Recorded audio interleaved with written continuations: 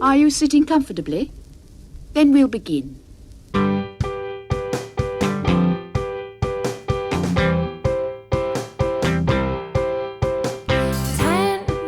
minutes left. Yeah, but there's still some time. It's not the final score. We need more than the numbers we're given. Show us you live and breathe the game. You're more than a name. That's what we came for. We can bring you more than the score. Every story. Let's take this thing off of the field into the real world, away from the numbers, away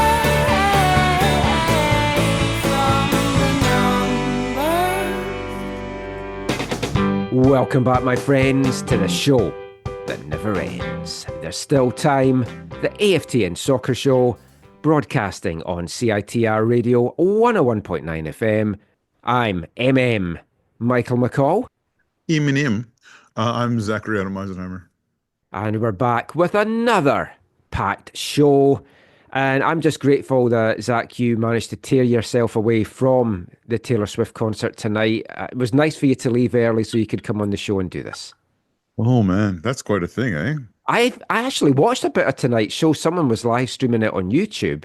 Oh, And when I went in to check something, it came up in my recommended. So I watched a bit of it. It's quite the production. It's like really impressive. do you have Disney Plus right now? No. Oh, it's because it's on there. Like you can watch it on there. Yeah. Yeah, we kind of talked it was on something last week, and I thought it was Disney Plus, but I'm very, very impressed with the little bits that I saw. And everyone seems to have like wristbands that light up in time with songs or whatever. So it's obviously been given out. So it's like, that is one hell of a production. Mm-hmm. And a couple of folk that I know as well who had posted that they didn't have tickets seem to have got tickets for tonight somehow. So they're kind of in the no view or limited view seats, but you can still see bits of the stage because the stage comes right out. So yeah, it's just a shame the weather was kind of crappy for the first two nights for folk coming out, but everyone seems to have had a great time, and it's really brought a big buzz to the city. And I don't know, it's as a grumpy old bastard, it puts a smile on my face, and it's strange for me to say those words or smile. Yeah, that's true. Well, I hope you can shake that off and become your grumpy old self for the rest. Oh, I'm sure I will. Yeah, we're getting fired up for Christmas. I'd hoped to do my Christmas decorations today, but ended up tidying the house instead. So have you got your decorations up yet? There are some. The tree is not up yet. The tree is actually in the room for the first time this year. I'm hoping to do mine tomorrow night now. We're usually like beginning middle of November. The rest of the people in the house are like beginning in the middle of November. I'm usually like December 1st at the earliest. So this is kind of nice. But the tree will probably go up tomorrow now that it's in the room. The last couple of years I've been kind of around this time, and this year I was like, I'm going to do it earlier, and then I just never got round to it. Meant to mention in last week's show, and I had this discussion on another podcast today, because this is my second podcast recording of the day. I did my East Fife one earlier today. That is thankfully not as long as this. It's just an hour and a half compared to our 10-hour ones over on this side of the Atlantic. But we're talking about advent calendars. And have you got advent calendars this year? Yeah, but we're doing the Lego Marvel and the Lego Star Wars ones, but we didn't have them last year for some reason, for why. But we're doing last year's this year. I've every year for the last 3 or 4 years, I've thought about getting a Lego one, and then I haven't.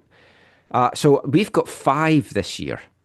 Yeah, we usually have 4, like one for each of us, but this year we're just doing 2. And well, we've got 2 chocolate ones, an after 8 and a normal one, and I've got a coffee one, and I've got a tea one that I ordered from the UK that is absolutely fantastic. Really, really enjoying it. Bird and Blend is the company, and you get 2 tea bags each day as well, so you can both enjoy it. And then we've got one obviously for our dog Annie as well, so that she doesn't miss out. So I do have a chocolate one as well, but I gave it to my daughter to have. I think, did I see one years and years ago? There was like a jam one. Yeah, we got a jam one 2 years ago. Okay, did It's we? a Okay, lot of we talked jam. about it. Okay, Yeah, yeah, it's a lot of jam. that's all right. A Even jam a day. I don't know about keeping the doctor away. Doesn't keep the dentist away. if you don't have to taste everyone every day. You know what I mean? Just like open and be like, oh, Oh no, we had. no, but It, I'm just saying, like, I know you don't have to, yeah, but I kind of feel obligated. yeah. But yeah, let us know what advent calendars you've got because There's the beer ones. There's like a whole bunch of. oh, I watched a YouTube video about a Harrods £250 advent calendar. They're crazy. And I've seen other things now recommended to me. It's like $600 advent calendars, and something today was like a $1,200 art one. And I'm like, oh wow, That's ridiculous. things have just got out of hand now. When I was a little boy, chocolate advent calendars weren't a thing to the late 70s in the UK. So I just had you opened a door and there was a picture behind it. Really? Wow. I still have one of those advent calendars upstairs that's unopened because I just like the actual design of the calendar. So we usually put that up every year. But My favorite advent calendar that I can remember is one year my wife and my kids made me one, and it was mostly like Lego, I think, and some candy and whatever. That was the best. the good thing about our tea advent calendar is we can definitely reuse it. It comes in really nice boxes and stuff as well. So we might do something with that next time around. As I mentioned, this is our second podcast recording of the day. Cock a hoop. We are over on Glory Days of Gold because East Fife, we were winless in six. We'd fallen off the top of the table because we're in a huge injury crisis just now.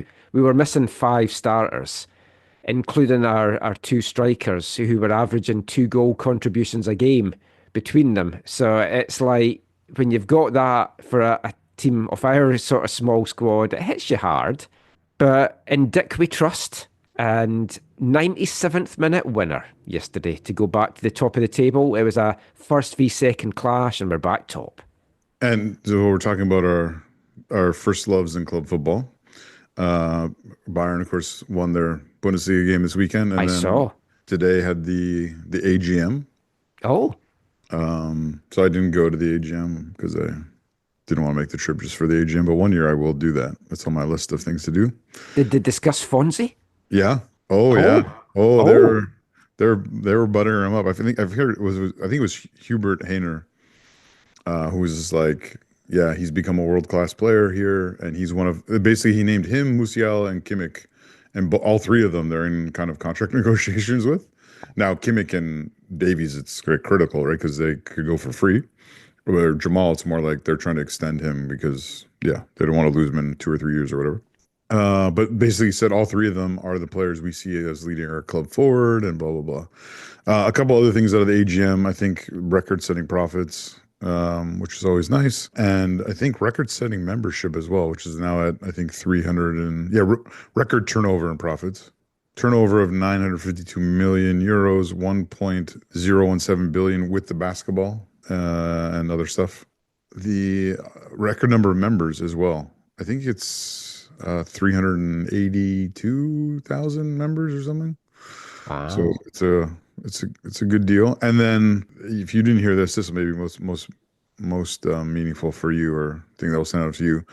In a very un-European football move, yet one to obviously honor in a way that in a very, very, very special way, the club has officially retired the number 5. So no one can wear Beckenbauer's number ever again. So the last person to ever wear it will have been Benjamin Pavard, if my memory serves me correctly. So yeah, the number 5 shirt at Bayern will no longer be worn in respect and honor of their Kaiser. So that was kind of interesting. Yeah, I have mixed feelings about retiring numbers. It's not as difficult as it maybe was in the past because obviously you've got squad numbers now. Yeah. And there's no doubting that certain numbers are iconic to certain players. Like when you think of a 10, so many folks going to think of Messi. Or Pele or Maradona. But yeah, I know what you're saying. Yeah, it's like, for me, a number 7's always going to be like Kenny Dalglish. I think we're going to say maybe, what's his name? Man United, Northern Ireland. Oh, George Best. He was Yeah. number 7, right? Yeah. Yeah. But that's interesting about Bayern. We're going to have some more Bayern talk, in a sense, very, very soon. We mentioned Christmas, we mentioned East Fife. If you're looking for an ideal Christmas present, I'm going to throw this out here now. East Fife are trying to raise some money at the moment for their manager's fund to buy some players come the January transfer window. So if you donate £50, you'll get a personal letter from Dick. That's Dick Campbell, our head coach. £100 gets you a signed East Fife ball. And then there's hospitality options for $250 and $500. That maybe won't interest folk. But this could be one. I know when I mentioned this to Caitlin, she perked up. She was very interested in this. £1,000 gets you a day with Dick. She might be a bit disappointed. He is 71. But it's an interesting thing. I don't know how if you get the whole day with him, but you get a day with Dick for £1,000. There you go. Hey, speaking of, great things you get for Christmas and spending on football, the annual opening of shares for your beloved TSS Rovers, has that happened again? Yes, it is open at the moment. It also is a great Christmas gift for all. We're actually going to have Colin on the show in January when we kind of do our League One review of the year and look ahead to 2025. So we'll have Colin Elms on that. But yeah, check out TSS Rovers social media if you want to own part of a football club. Can we, when we have him on, can we ask him about how that investment has, furthered the club's ambitions and goals? Yes, and a lot of folk also want to know where all the money has gone. So we will raise that as well, because whenever I mention it to him, he's like, point them to the thing in the share thing that tells you exactly what the money is used for. So yeah, we'll have that on. We'll chat about that. Last thing just to mention in the intro is, I've seen everyone doing their Spotify Wrapped stuff this past week that I don't use Spotify because I'm an old-fashioned CD guy, as you can see behind me. Every listener that can see looking through the podcast. And I just watch stuff on YouTube as well. So, I don't really use Spotify, but obviously our podcast is up there. So I never really delved into it last year, but some folk were tweeting stuff out, and thank you to everyone that kind of showed us in their top 5s or top 2 or number 1 podcast in their Spotify Wrapped as well. That was lovely to see. So I thought I'd delve into the demographics a little bit, and it was some a little surprising, some not so much. For example, 90% of our listenership are male, and we're not very big in the 18 to 27 demographic. 8.7% of our listeners are aged between 18 and 27, and just 5% 18 to 24. That I don't think surprises anyone, but people, the biggest sort of listeners that we have, 64.7% are aged between 28 and 44, which I think is what you'd expect. And then 26% is 45 plus. And the top 4 countries that listen to us, Zach, Canada, US, the UK is number 4, and Bahrain is number 3. I don't know what's going on with that, but I don't know if it's just folk using VPNs, but we're very big in the Middle East. There you go. That genuinely, I was like, huh. Now remember that, Michael, I know you want to know about this. This does not include the listenership on the radio, right? So that 90% male might go way down. Well, you also our young demographic as well. That's right. As they listen to us in the dorms. Yeah, in the middle of the night on Wednesday. Yeah. Yeah. Which we've now officially on CITR transitioned to a 3-hour podcast or show now as well. Oh, they updated it finally. Yeah. So, when we first went on the radio, it was a 1-hour show. Now it's like, just be on. Just the next show's not till 7 a.m. We've got time. We can go all night long. There's still time. That's why it's called that. Now, the interesting thing for me is, like, when we look at our Podbean figures, Spotify, it's the 3rd or the 4th most used thing to listen to the show. So only 12.37% of our listeners, according to Podbean, our podcast hosts, actually listen on Spotify. So I was very surprised by the numbers. We're a top 10 show for 310 fans. We're a Wow. top 5 show for 238 fans, and we're the number 1 podcast for 86 folk. But yeah, so thank you for everyone that listens to us, whether it is on Spotify, Apple, or Google, YouTube, which I need to sort and get us back on that because we did come off it. So yeah, I just thought I would mention that at the start. I found it kind of interesting. So yeah, thank you to everyone that has been along with us for the ride. We do have a packed show. It's like D&D, not Dungeons and Dragons. It's drafts and draws. That's Oh, yeah. basically what this month is in MLS and the CPL. The CPL draft took place this past week. We'll talk about that in next week's show. We're going to do a lot of CPL chat in that, and we've got at least 1 and maybe 2 interviews coming up in next week's show with a CPL bent. And the MLS draft comes up just before Christmas, so that will be in 2 shows' time that we'll talk about that. But it was kind of draw time this week, and this coming week there's a big draw coming up as well in the UEFA qualifiers for the World Cup. I'll talk about that in part 4. In this first part, we're going to talk though about the Club World Cup draw, because we both watched it. We've both got some thoughts on it, some thoughts coming out of it. Yeah. And the Dungeon Master himself, Gianni Infantino, it's his pet project. And something I learned from the famous Slope and Pitch podcast that I always name check, his name is engraved on the trophy twice. Yeah. So you know in years to come it's going to be called the Gianni Infantino Trophy when he steps down as head of FIFA. Let's hope not. No, that is definitely going to be his legacy. Let's come back to the trophy later because it's going to tie into something you're about to bring up. Yeah. And I've got to say the trophy is pretty spectacular. And I'm not quite sure if you break it how you're going to fix that kind of way, but it looked nice. Yeah, I don't typically need a key to open up a trophy. Yeah. But it was interesting that they went for a more dynamic design. It's probably nice that you can, for the presentation, you can have it all locked up and kind of like presented normally, and then later when you put in the cabinet, you can make it more dynamic. But if you give it to the players unlocked, I think you're going to break it. It's also a dangerous design for any goalkeepers that want to put it over their penis. It's like that is a recipe for disaster to get trapped inside that. Are you talking about Emi Martinez? Yes. Oh, okay. But yeah, the draw took place in Miami on Thursday, and it's the 21st incarnation of the tournament, and it's the biggest one yet with a new name, the 32 clubs competing in 8 groups of 4 over a month in a tournament that it kind of feels that no one wants. The UEFA clubs didn't want it, the broadcasters didn't want it. But To that end, is not like FIFA Pro or whatever? Haven't they not put in like they're like still fighting this? They're still fighting it, and I believe they filed stuff in the courts about it. Yeah, okay.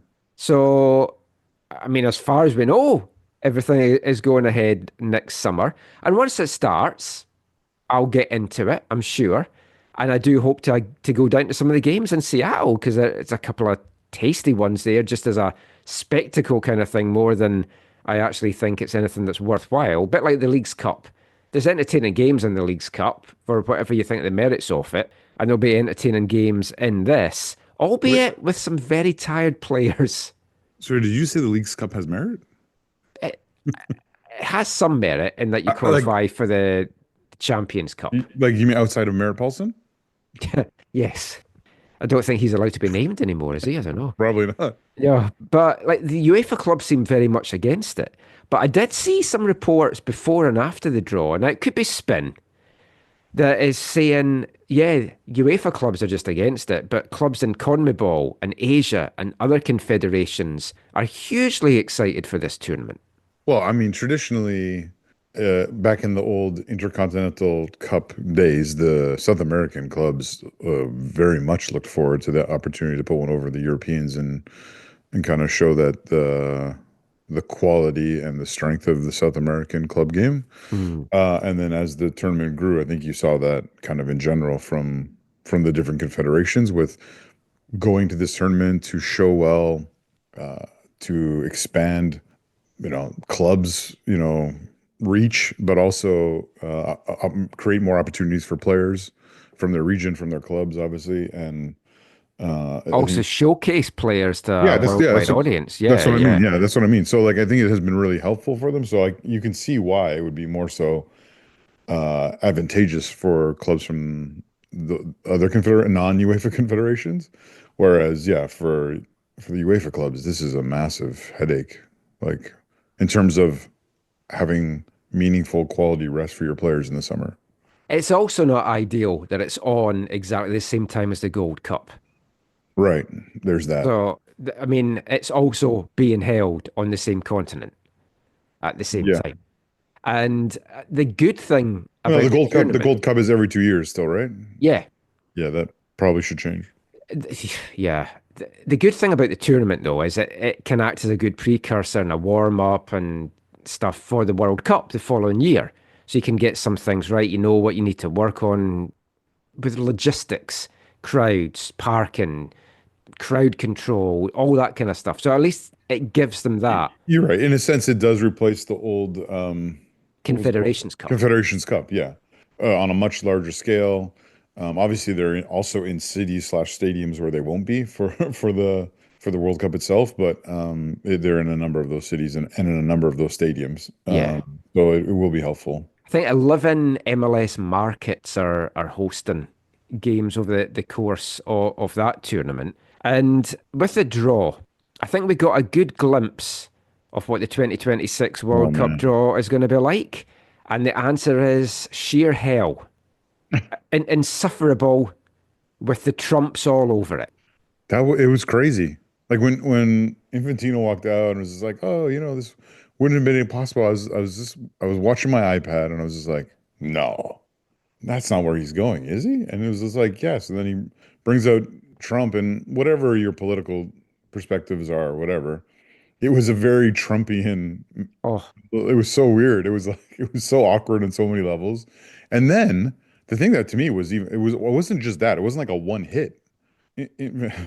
Johnny, as Trump would like to call it, Infantino just kept on going, yeah. right? Like he was just like, well, coming back to the trophy, he's just like, oh, my good buddy Jared Kushner, was, Trump's son-in-law he was like, oh yeah, dude, you should totally have the trophy made by Tiffany's or whatever, and blah blah blah. Well, he's like, yeah, basically we owe the trophy to Jared Kushner, and it was just like, what? And then Ivanka, Yep. where like her and her kids came Another up and kid. And then it was awkward. What team do you support? And then there's an awkward pause, and it's like, oh my God, does he know any teams? Does he know any teams? well, and it was funny because they took one of Gloria Estefan's balls, right? Yeah. I think. And just when they introduced her, she had been like, "Oh yeah, I'm glad I'm here. I like being in control. I like the power." And then they like usurp her power right away.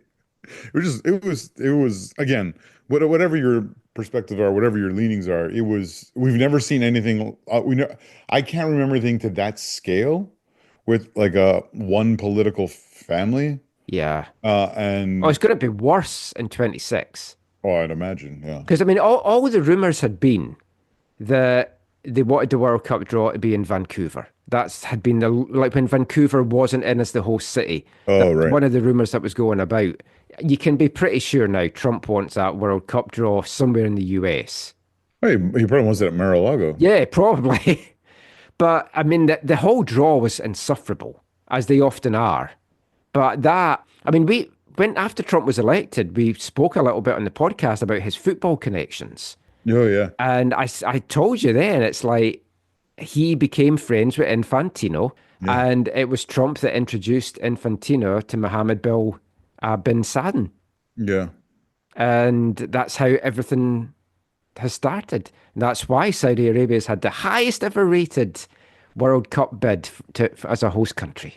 Yeah, that's gonna be You just fear for the future of the game in the next like 5 to 10 years.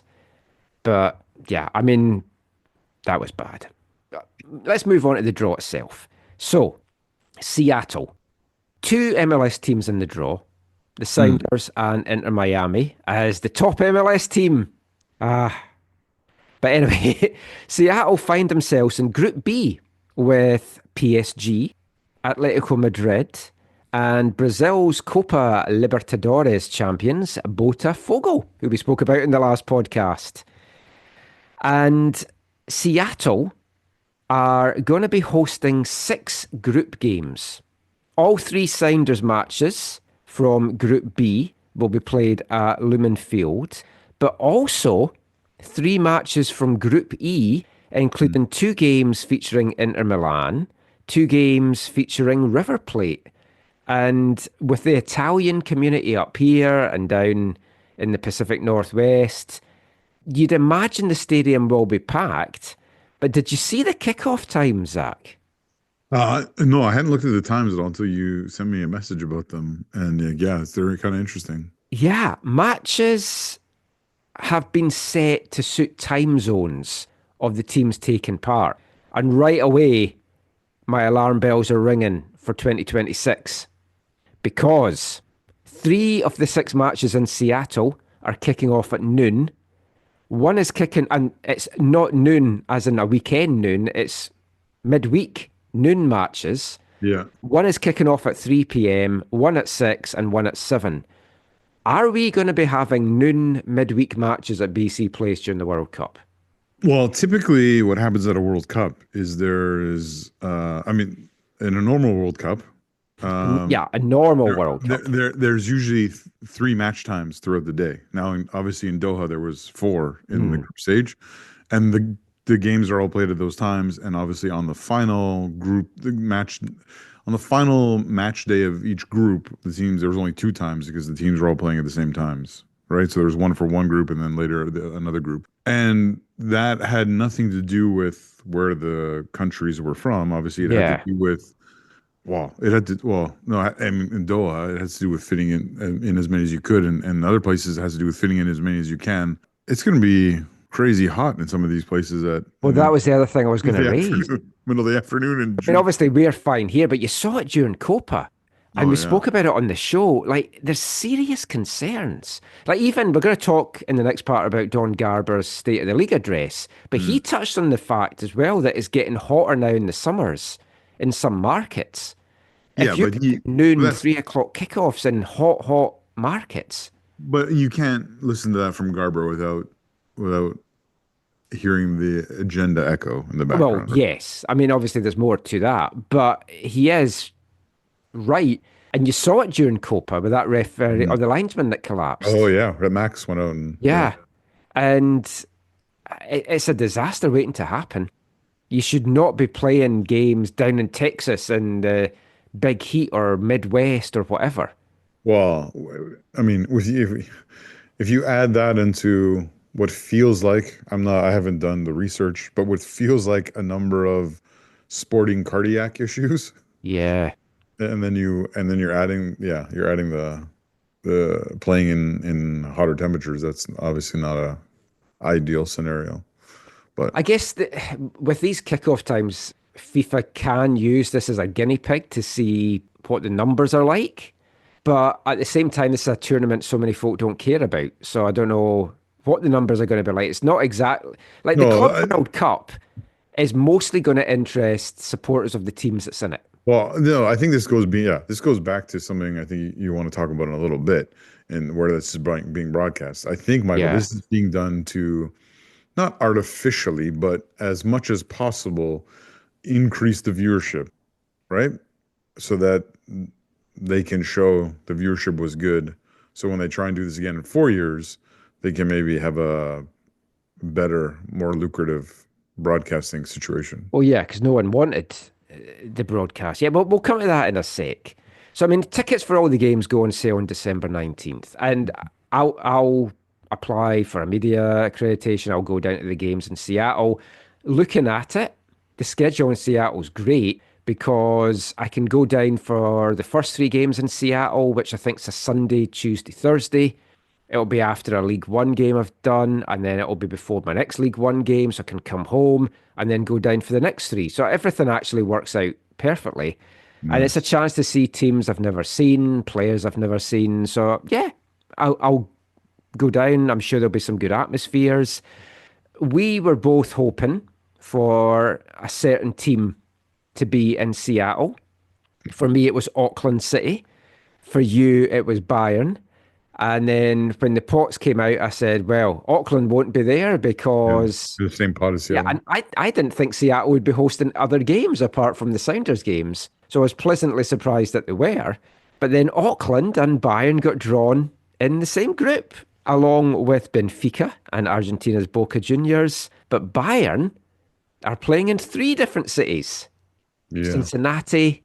What was it? I've got this up here. Charlotte, Charlotte, and Cincinnati. is it Miami? The other one? I wanted to say Miami, and it is Miami. Yeah, Yeah, I looked Bayern at it. played Boca in Miami. Yeah, that's right.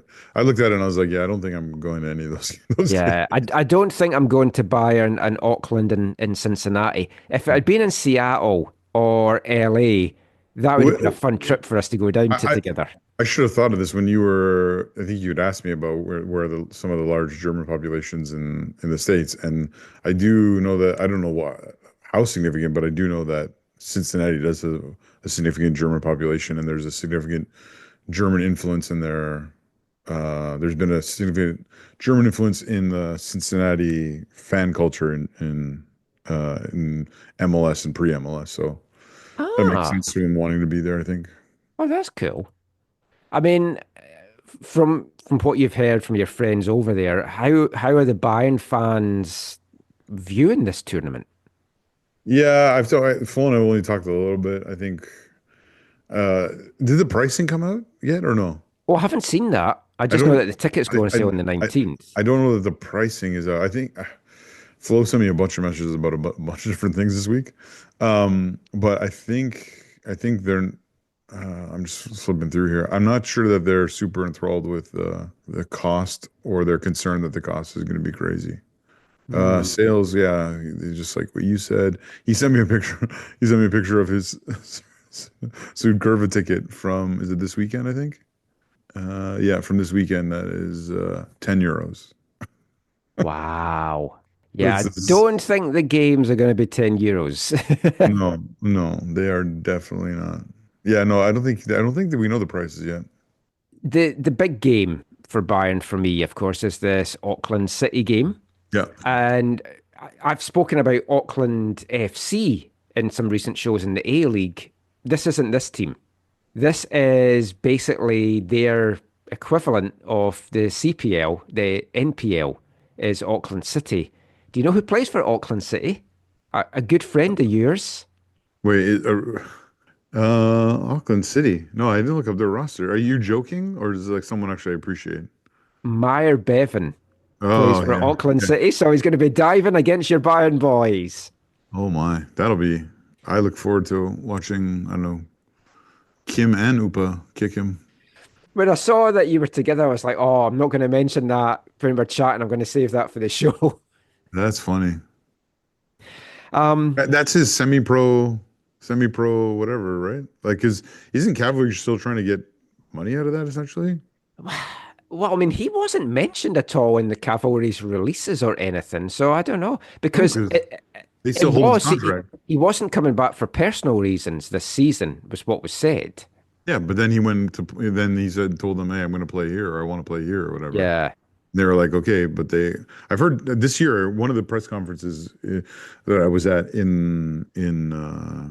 Spruce Meadows, or maybe it was on Zoom. I can't remember. Anyways, one of the two. Tommy definitely talked about it and saying it's kind of I remember sounding like it was an unresolved issue. Well, Tommy is actually one of the two chats I'm hoping to have this week. We've not been able to nail down a time for that one yet, so I'll mention actually that to him. So yeah, I mean that's Bayern and Auckland and Seattle's group, but it is going to be broadcast now because after months of being shunned by broadcasters around the world, and particularly in North America, none of the big North American networks wanted to touch this tournament. And that says a lot. Now, obviously, they were saying that the money demands were way too much and they weren't prepared to do Yeah, it because they don't know that folks going to watch it over the summer. If you're not a fan of the clubs involved, are you going to tune in the US? Are you going to tune into a game between a team from Morocco and a team from somewhere else in the world? There's a good chance no is the answer in many, many places around the world. But they now have, or FIFA now have, their broadcasting partner. It's a worldwide partner, and it's DAZN, who will be showing all the games for free. Yeah, so even if you're not subscribed to the Zone, you can log into Zone and watch these games. Yep, because you can do that with a lot of the women's football that they show. You don't have to be Like the Champions League? Champions League, some of the other women's matches. They make all their women's soccer free, and it's quite like there's lots of rumours at the moment that DAZN is going to get the English Premier League rights back from next season, which I would be happy with because I way prefer their setup to football, and I ended up getting rid of football. Obviously, Yeah. the advantage with football is you've got things like One Soccer on it, and is beIN Sport still in football? Yeah, I think Yeah. so. So you've got all those different channels on football, which you'd be losing. But the quality of the picture, I don't know what it's like in football now, but the zone's always been way, way better. And the zone are probably going to want to try and get those rights back. Now, the New York Times reported that the zone is paying close to $1 billion. And they said, according to two people familiar with the deal who spoke on the condition of anonymity, and DAZN has also secured the rights to FIFA's archive and digital platform, which is quite huge for them for stuff that Yeah. they can show. Yeah, that would be really great. Because what happened with the FIFA app? Remember how FIFA launched It's their still own? there. It's still still there. showing Okay. games around the world. When I got my new TV, that was one of the apps I put on. And I was saying to Caitlin, "Look, I can watch football in Swaziland live." And she's like, "Great." So yeah, I guess they'll use some of that content or some of the older stuff. But I Yeah. mean, they have some cool stuff like the World Cup documentaries, or they have even some full games and Yes. stuff and whatever. It's always fun to watch the old like World Cup films as well for all the different tournaments. Yeah, It's yeah. like sometimes I stick one of those on and like watch the Battle of Santiago and Nice, stuff yeah. like that. It's always good. FIFA had initially tried to secure a $1 billion global deal with Apple before Apple walked away, saying that FIFA's demands, which had already halved in value according to the New York Times, they felt was too high.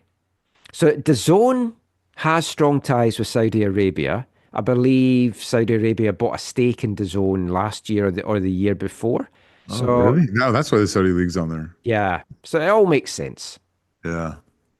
Are you excited for the tournament? I know we'd spoken that if Bayern were close, you'd want to go down to it. But I mean, do you see yourself watching it? Do you see yourself going down to any of the games in Seattle?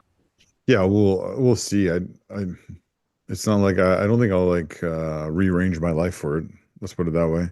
Yeah. I'll look at the possibilities. You know, if Bayern were to get another group, I'll look at both sides of the bracket and see if where at least I haven't looked at that yet. Because yeah, if there is any chance, like they're playing at the Rose Bowl, right? They're not playing at SoFi for this. Yeah. So even like if there was a knockout game down there, that would be something I would potentially look at going. There's a chance I might. I don't know. Actually, I'll just stop you there. I'm just looking The that Rose Bowl? LA and Seattle holds nothing except the Only group the group? games. Oh, then yeah, okay. Your round of 16s, Atlanta, Charlotte, Miami, Orlando, and Philadelphia. Yeah, it's highly unlikely I'm going to travel that far for this tournament. Yeah. It would be nice though, because yeah, I'll get to see some of my friends who travel to all Bayern games, no matter where they are. But New York, New Jersey gets both semis and the final. yeah, it's quite a bit. So I guess, like, if they made it semis, you might want to have a little trip to New York, but obviously very pricey Yeah, in the peak of summer.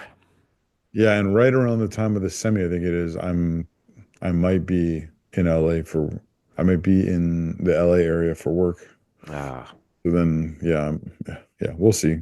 Well, let us know, listeners. Are you excited for this tournament? Are you going to go down to any of the games in Seattle, especially if you're a big Italian fan, you want to see Inter down there or any of the other teams that's playing? Let us know.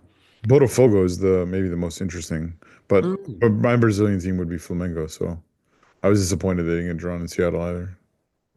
Well, that's one draw that has taken place. The next one is fast approaching and it takes place on Tuesday.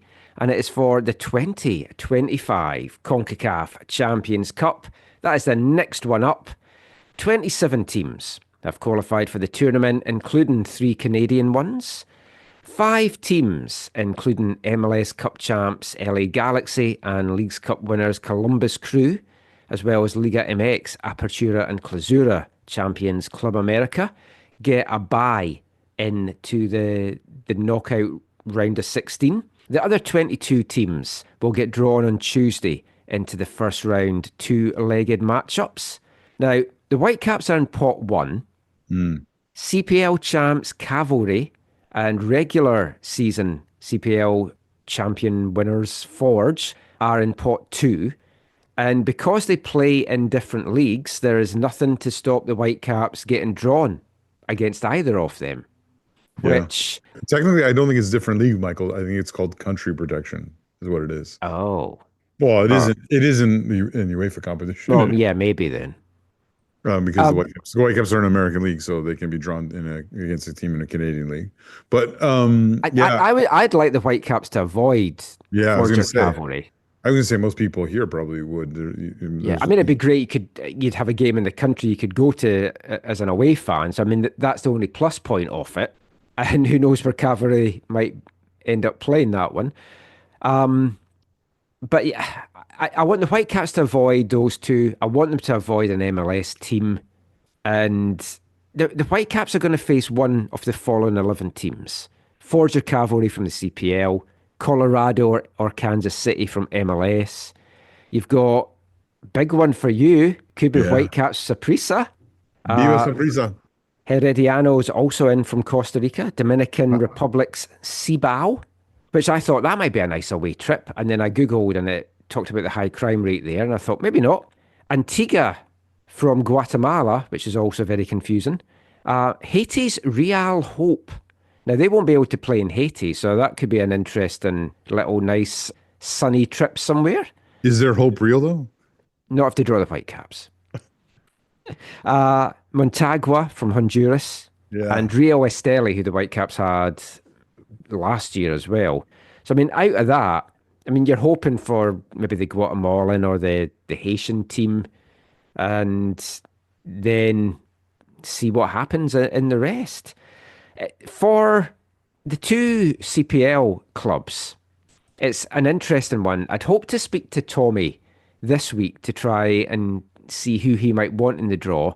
So we'll hopefully speak to him next week after the draw's been made, because do they want to get an MLS team? Because the MLS team is in pre-season, much like them, and not fully prepared? Or do you want the lure of a kind of sexy Mexican matchup that you might get as well?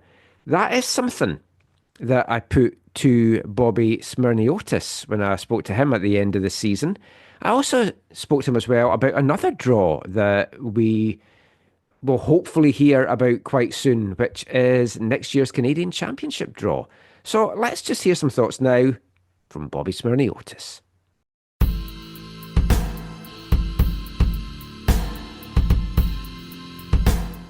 Following up on the CONCACAF Champions Cup stuff, you could obviously face the Whitecaps in the first round.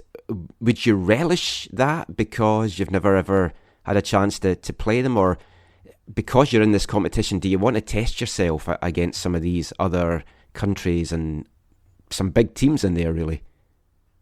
Yeah, there's 2 ways of looking at it. You know, when you look at it competitively, you'd usually like a team from MLS. You know, they're starting their preseason at that point, and there's different things. But I love the juice in Mexico. I love the energy that the Mexican clubs give and the challenge that they provide, and it's something totally different. Just from the atmosphere, the vibe, and what Champions Cup means down there, the media circus in a good way. You know, I think it's very uplifting for the players, and we've lived that twice, playing with Cruz Azul and Chivas. So. You know, we'll take anyone that comes. If that's Tigres or Monterrey, it's a different experience and a fantastic environment and a great challenge for me as a coach and for the team. So there's 2 ways of looking at it. Again, if you want to have a more competitive edge environment, you'd want an MLS team who's starting preseason at the same time.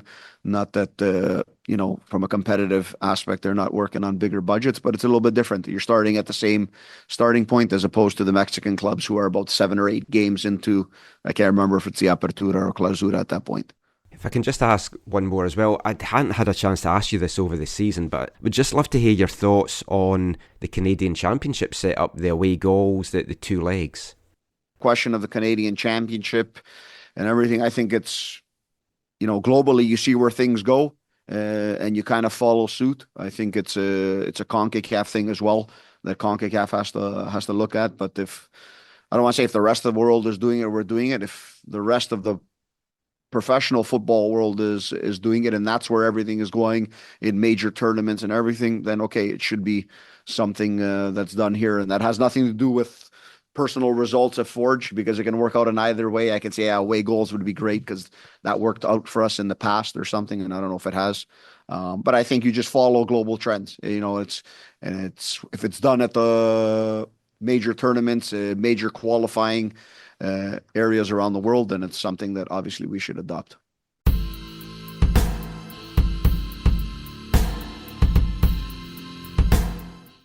So mixed thoughts there, Zach, from Bobby on who we'd like in Tuesday's draw. I think if Forge could get an MLS team, they could make a bit of a run at them and catch them cold in pre-season. Obviously, you don't necessarily want Miami. I don't know what would be better for them to get a Mexican team, to get an MLS team. It's going to be tough no matter what, because they're coming in cold and you're trying to build your roster super, super early. Isn't the bigger question, is Bobby going to be coaching Forge in this competition? Well, there's that as well. That's why I thought get this question into him now. I mean, also Bobby's mentality is, they're just going to prepare for whatever, and they're very confident in their approach. So, and they also played tons of these different teams in their They played more than they've got that else. experience from when they were in the CONCACAF League, which was fantastic. The Whitecaps and Forge have never played, so that would be kind of an interesting matchup. If we were going to get one of the 2 CPL sides, it would be kind of nice to get Forge just because we've never played them. Yeah. Oh, yeah. I don't think Tommy would want to be drawn against the Whitecaps either. No. I think they want something different. Now, Cavalry's not going to be able to play at home, right? We've already... No, and when we spoke to Scott about it... Scott was the one, Yeah, Clark Stadium, or not Clark's... Well, maybe Clark Stadium, but more likely Commonwealth Stadium could be... a horrible, better option than going to the island. I mean, I'd love to see Miami and Messi play there. I guess so, yeah. I guess in the snow. If they drew them, yeah. Diving into the snowbank, Sam Arakugbe style. Yeah, that would be kind of fun. That would draw a crowd. The other thing I asked Bobby at the end of that as well was about the Canadian Championship, and Bobby, another coach that feels that the away goals rule should go, saying you've got to look at what's happening elsewhere in the world, and if they're all getting rid of it, there's a reason that they're getting rid of it. Why do we have it here? Yeah, I mean, the format needs to change. That needs to change. Hopefully there's at least some movement, if not on both those things, then at least on the away goals. I mean, the draw for that should be taking place pretty soon. I mean, looking at the 14 teams that's in the first round, it's easier this year because it's 8 in the East and the 6 in the West, because only the Whitecaps are getting the bye. It looks like Pacific, Vancouver and Cavalry are going to be the home teams based on the way that the rankings work, and assuming all can host. And I was trying to cast my mind back. Can you remember why Vancouver said they didn't want to host this year? 2023, it was obviously the stadium. Was questionable. 2024, I can't remember. I don't know. The lights? I don't know. They should be good to go. If they can't host, I mean, it might open the door for TSS to be able to host a game at Swangard, because Edmonton Scottish aren't going to be able to host. I'm not sure Valor are going to be able to host. Because of the weather, you think? Or yeah, I guess maybe. It is the end of April, so... Yeah, I mean, they should be fine. I mean, it could be cold, but and windy and whatever, Interesting matchups. But I mean, as we keep saying when we've talked about this, all we want, again, is a proper draw. Yeah, is that going to be West-West and East-East though? Is it going to be regionalized for that opening round? Yeah, and then the Yeah. Whitecaps will move in to, I think it'll be regional for the first 2 rounds as well into the quarterfinals, because then the Whitecaps will move in to the West Well, with the they've three kept winners. they've kept it regional all the way to the final in the last few years, right? No, the semis last year was a proper draw. You could have got anyone. You're right. Yeah, you're right. It Okay. just conveniently worked out that it was two East and then two West teams that faced Right. each other.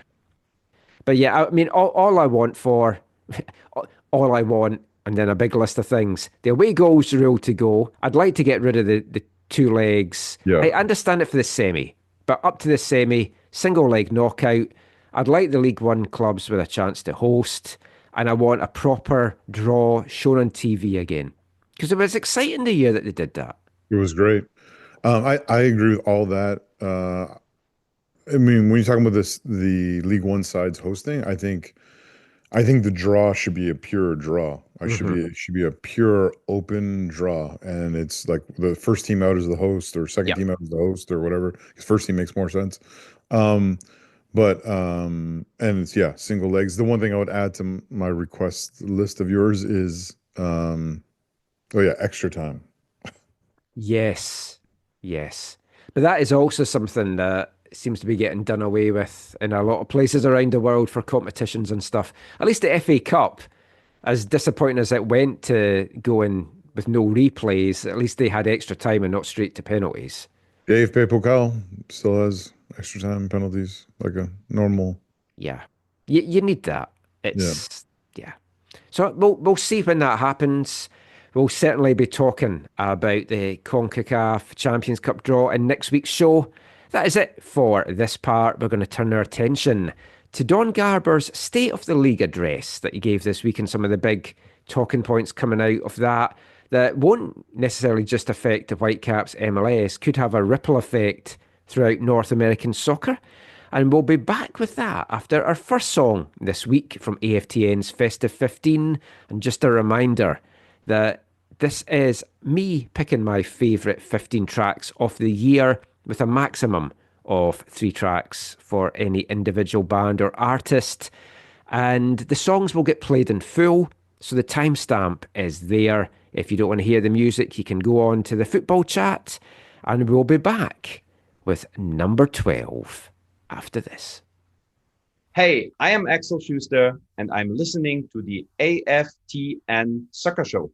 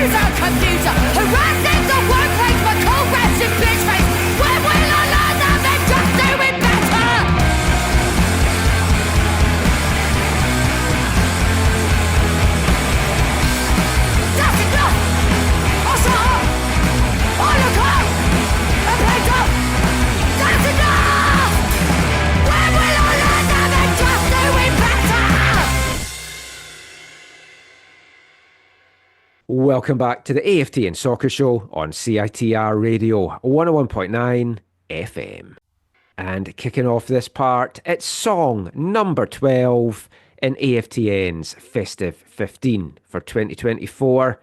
From Brighton in England, they're a two-piece band that become a three-piece band when they play live. They're Lambrini Girls. The song was Company Culture, a song all about misogyny and harassment in the workplace. And I just absolutely love the driving guitar sound of that one. It's just a song. Just that whole sound just ticks all my boxes for music that I love to listen to. Taken from their upcoming album, Who Let the Dogs Out. It was released as a single in September. Important, I think, to stress as well, Zach, that I was not the Michael that was being referred to in the song there. Yeah, probably. I have never asked you Good to idea. be off during your lunch break. No, you have not. We'll just put that on the record. Good job Steve's not on the shoulder. You're so awkward, Michael. Oh, man. But Lambrini Girls released a few singles this year ahead of their album, their debut album coming out next year. You can check out their stuff in all the usual places. We're going to get back to the football chat now, and we're going to turn our attention to Don Garber's State of the League address on Friday that I almost forgot all about, and I only tuned in 20 minutes in, but then I downloaded it later on and watched it all back. I was watching Middlesbrough play Burnley. Much more important than hearing the MLS Commissioner. Mainly to see Ben Doak, the Scottish sensation that is on loan to Middlesbrough from Liverpool.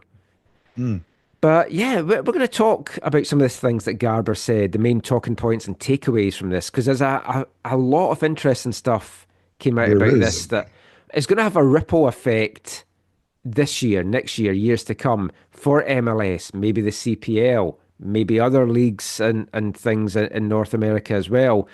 Because there's a lot of discussion taking place at the moment, changing schedules. NCAA is now having a fall season and a spring season. And there's talk that they might go for a full 8-month season down the line. Some of the changes that they're talking about there. How does that impact Canadian college soccer? Well, they look to make a similar change. If MLS makes this rumoured change to an August to May schedule, does CPL follow suit? How do transfer windows work?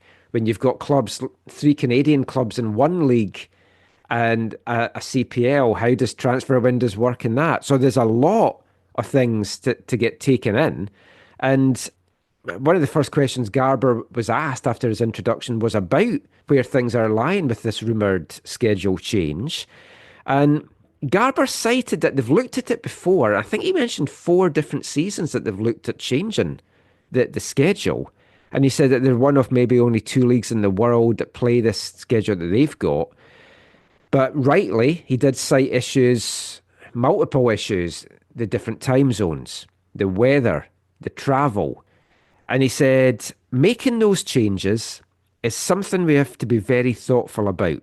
I do think we are considering more than ever before the opportunity to change, but it's not something we're ready to talk about right now. The schedule does get more crowded. The summers, June in particular, have been taken by most of the international tournaments. We have a lot of work to do, and that work is ongoing. Now, there's talk that Brazil are also looking to change their schedule. We touched on this last week, though, when I talked about the NFL game in Buffalo.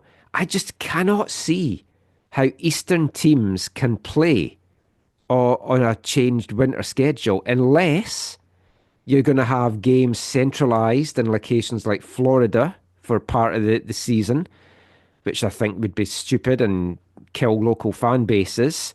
Or are you just going to ruin matches by having them played in the snow and the cold? It's not great from a spectator's point of view, and it's not great for the quality of football, and you'll lead to more injuries.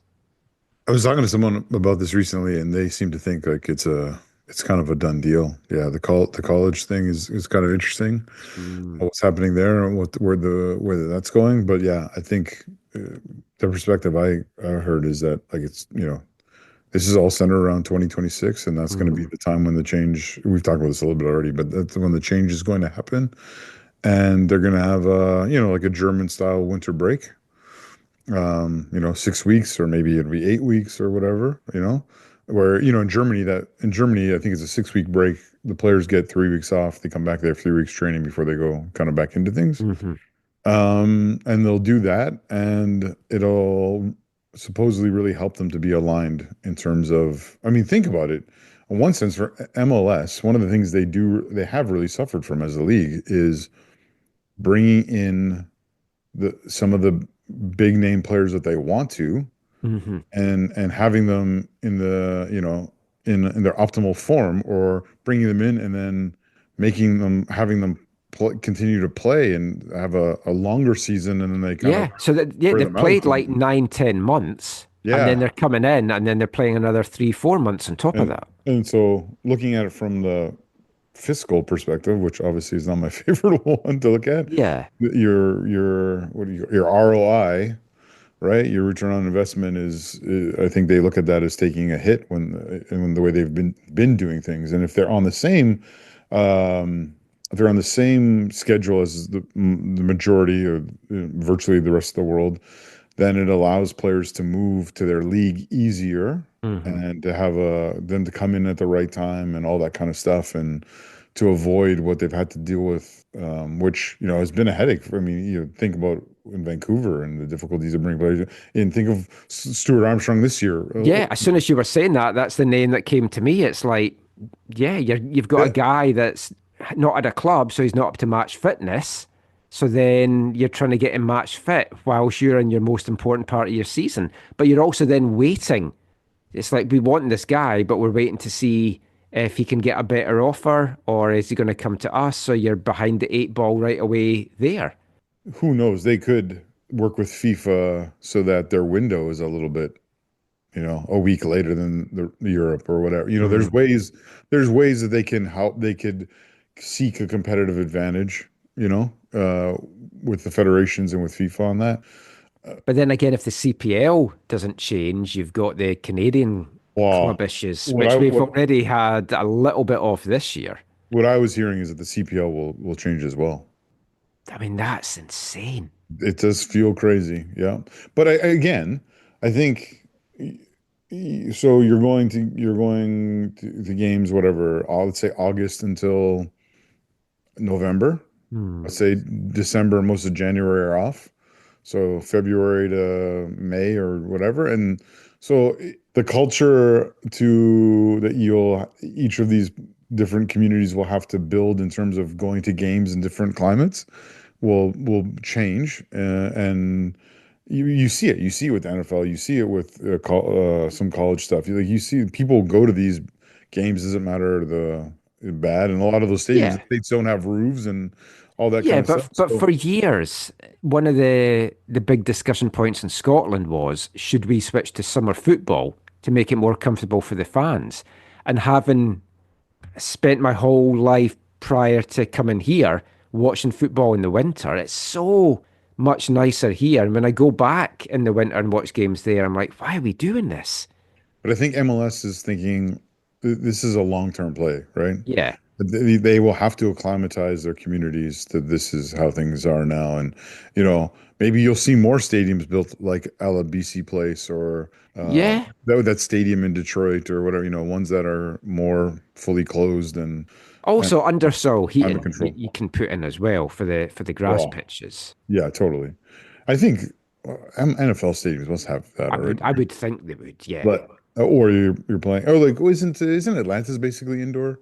That big giant Mercedes. Yeah, I mean it's not, but it's basically Yeah.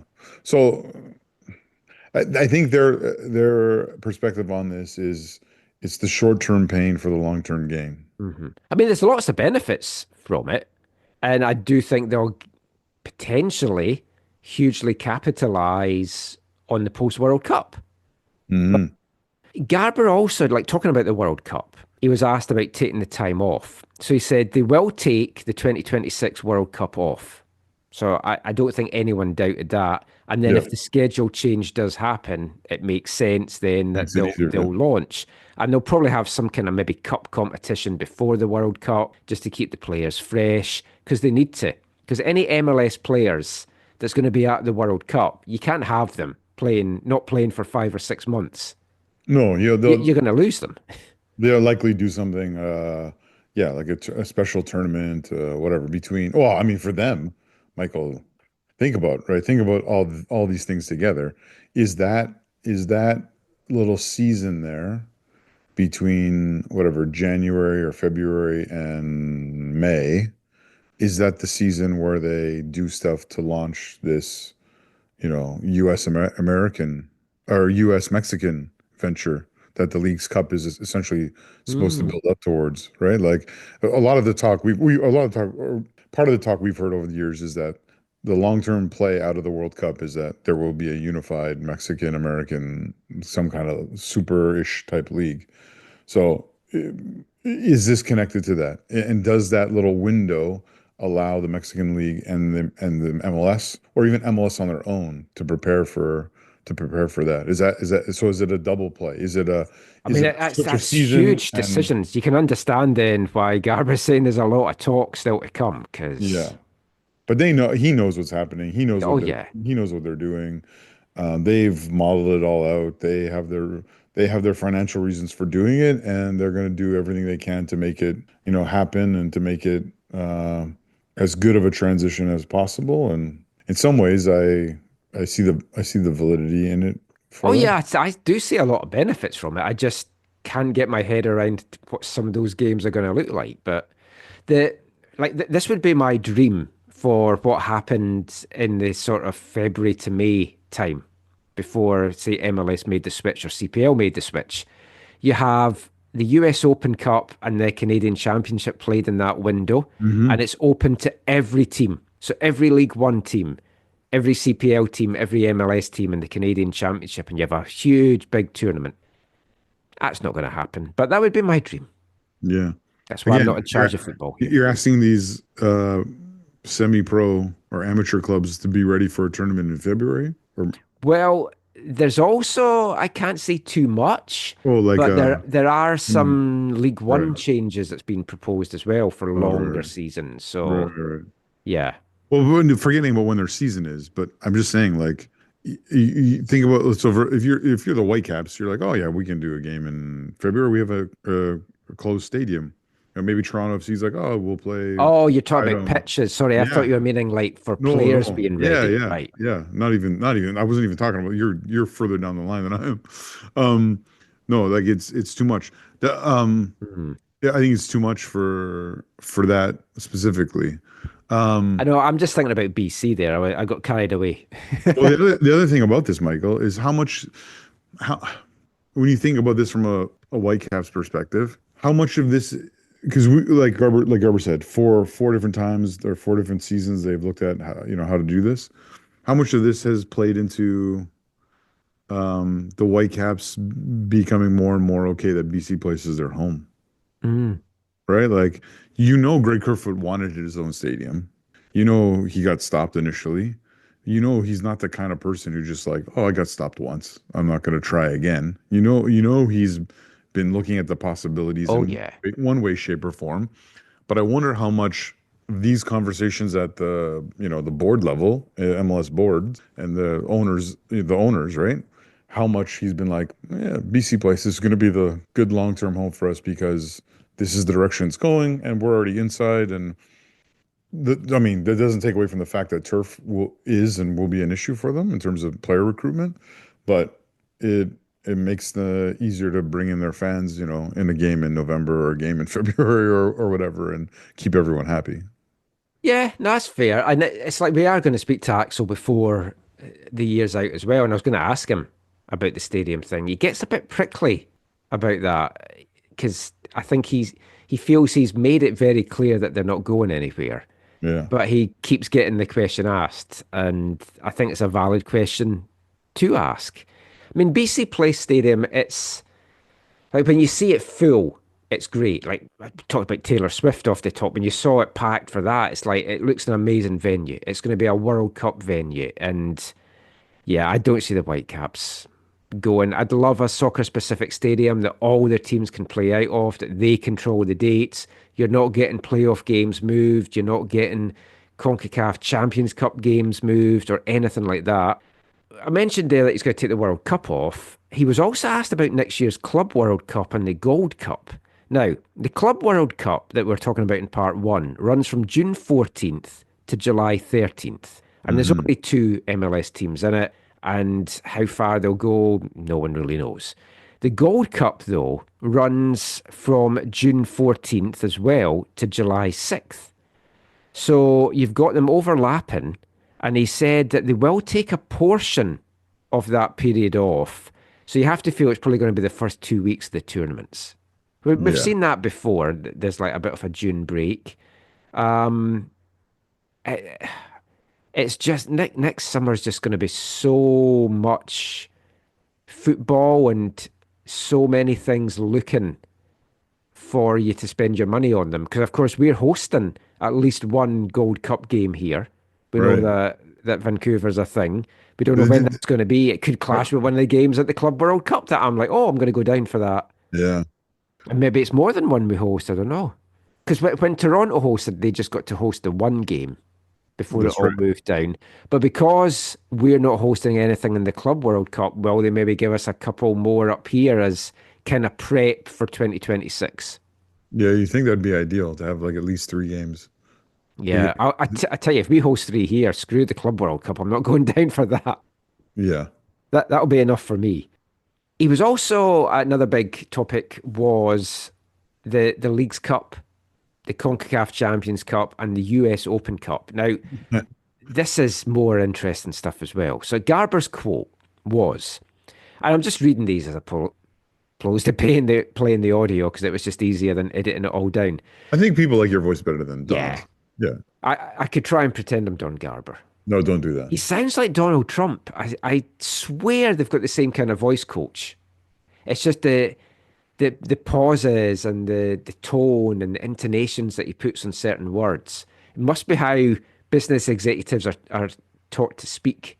But he said, we will participate in the US Open Cup next year. We will likely have more teams. Tournament play. If we can manage it with 30 teams, with at least one team in each tournament, it's good for the club and good for the fans. We want teams to have an opportunity to lift a trophy, and if maybe some of them can lift multiple trophies, that's a good thing. But it's going to be nearly impossible for all teams to be able to participate in all tournaments. Now, that's not true. It is not impossible. No. If you wanted them to... And if it is impossible, he's created the situation in which it is. Yes, by adding the extra tournament.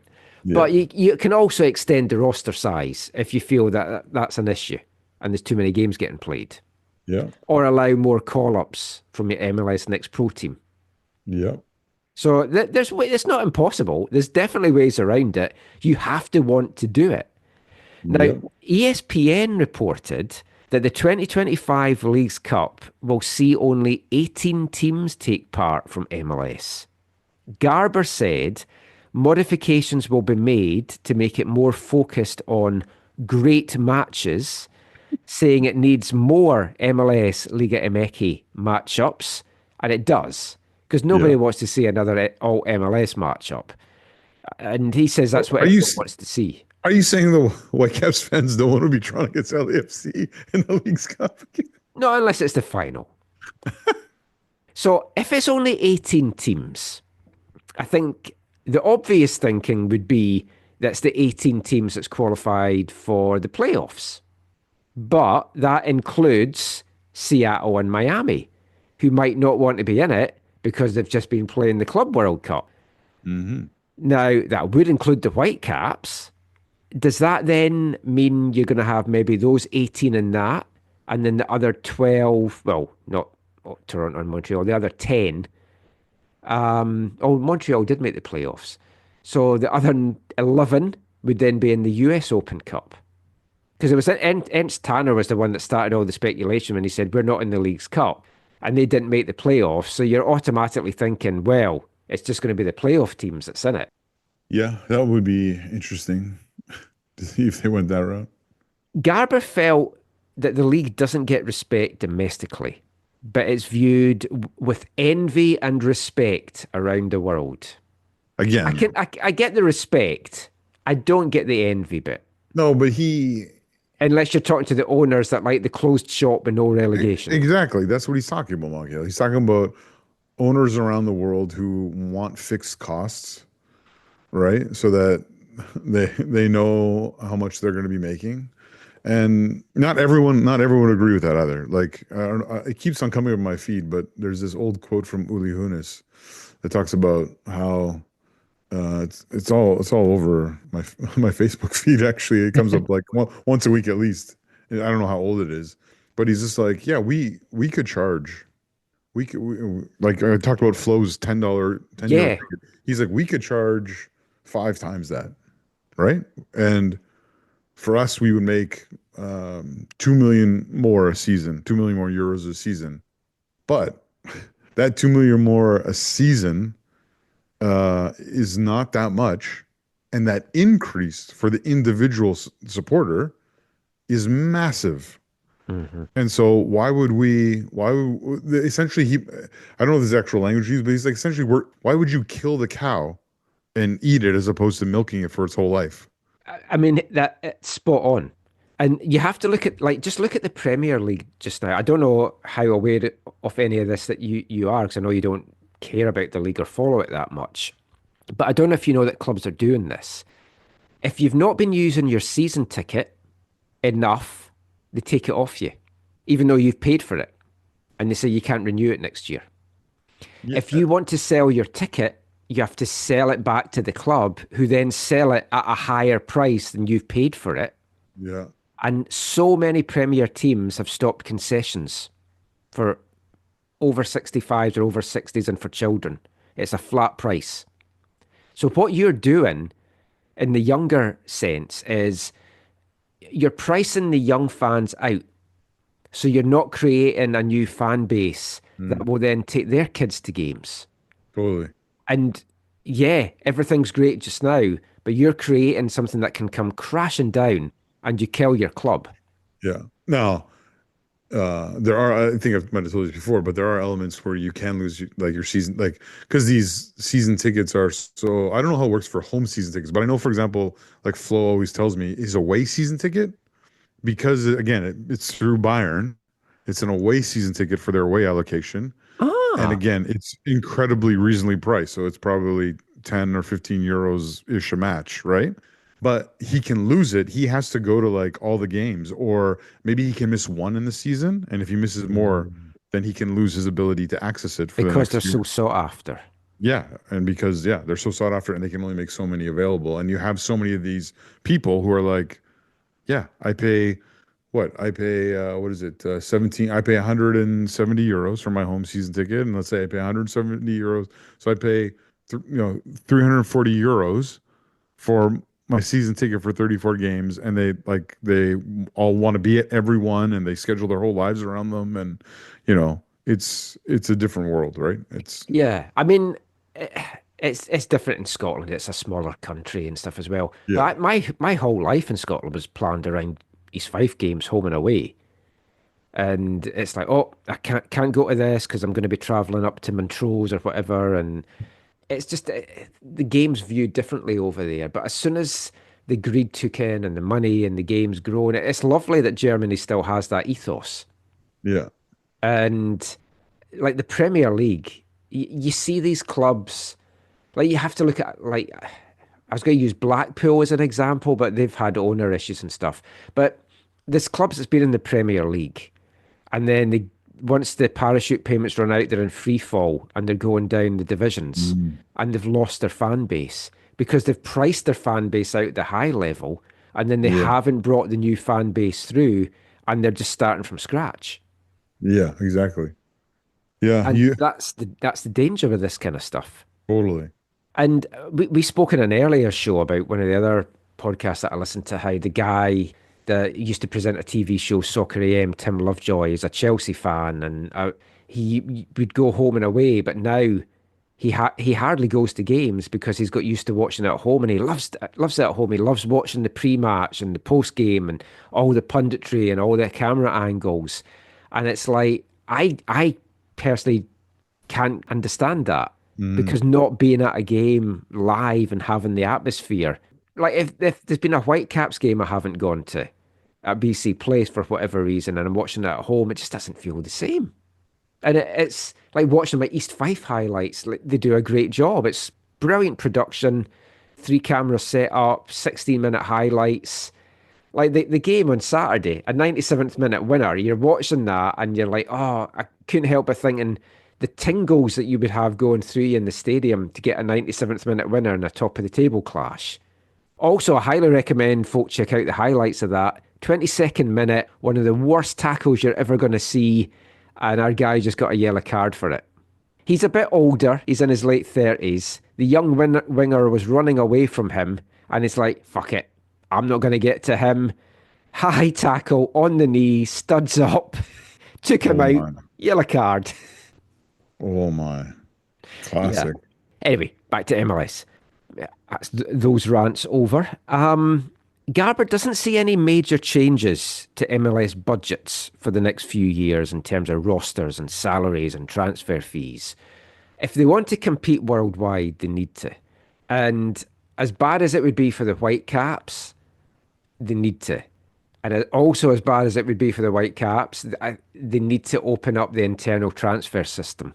So the Whitecaps could say to New York, hey, we want Lewis Morgan. What will it take to get him to come to us? Now, obviously, we could lose out players big time that way. And I don't think it exists in CPL either, that kind of transfer system really officially either, does it? Say that again? Like in the CPL, Vancouver couldn't say, right, this guy at York, we want him. How much is it going to take for us as a transfer fee to get him to come to us? No, they can. Oh, it doesn't seem to happen very often then. No, traditionally what has ended up happening, like we've seen with Vancouver FC, is and as most of the deals they've done have sort of been these like pseudo trade. But you end of the season stuff and like we picked up Richie somehow, right? Yeah, but like I'm thinking like say Callum Irvin's got an injury, we want Emil Gazdorf here. How much? Maybe not a good example, clubs owned by the same guy, but how much would it take as a transfer fee for us to get Emil here? Yeah, you can do that. I'm pretty sure. I don't know the ins and outs. I could ask around. But I would be genuinely curious then, because it doesn't happen. The only transfer fee I remember is Salter. Oh, right. Sam Salter going to Ottawa from Halifax. Yeah. That's the only transfer fee I can think of in the CPL.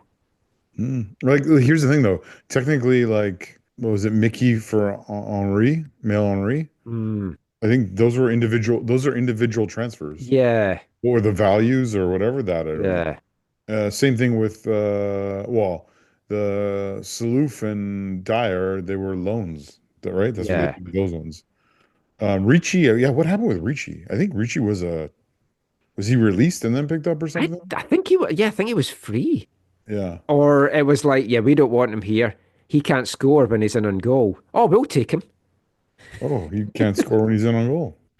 Yeah. Sorry to bring that moment back up. I mean, that, if we want to give some CPL awards next week, that's going down as miss of the season. Spoiler alert, but... No, that's legit. Yeah, but MLS do need to... If they're going to change to the different schedule, they need to make other changes as well if they want to be a competitive league. If they want to be the league that Garber talks about, the top 5 league in the world, they have to make those changes. And there are some clubs that will suffer. Money doesn't guarantee you success. Like, we've talked about all of that, but he's also delighted with the Apple deal. He feels, though, that they need to be better at plugging the games that are free to watch, because so many folk are saying, it's behind the paywall.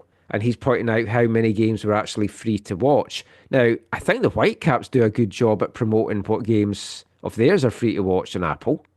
But I've got to be honest, because I've got the subscription, I couldn't tell you what games were free any particular weekend. I don't remember seeing tons of stuff about it.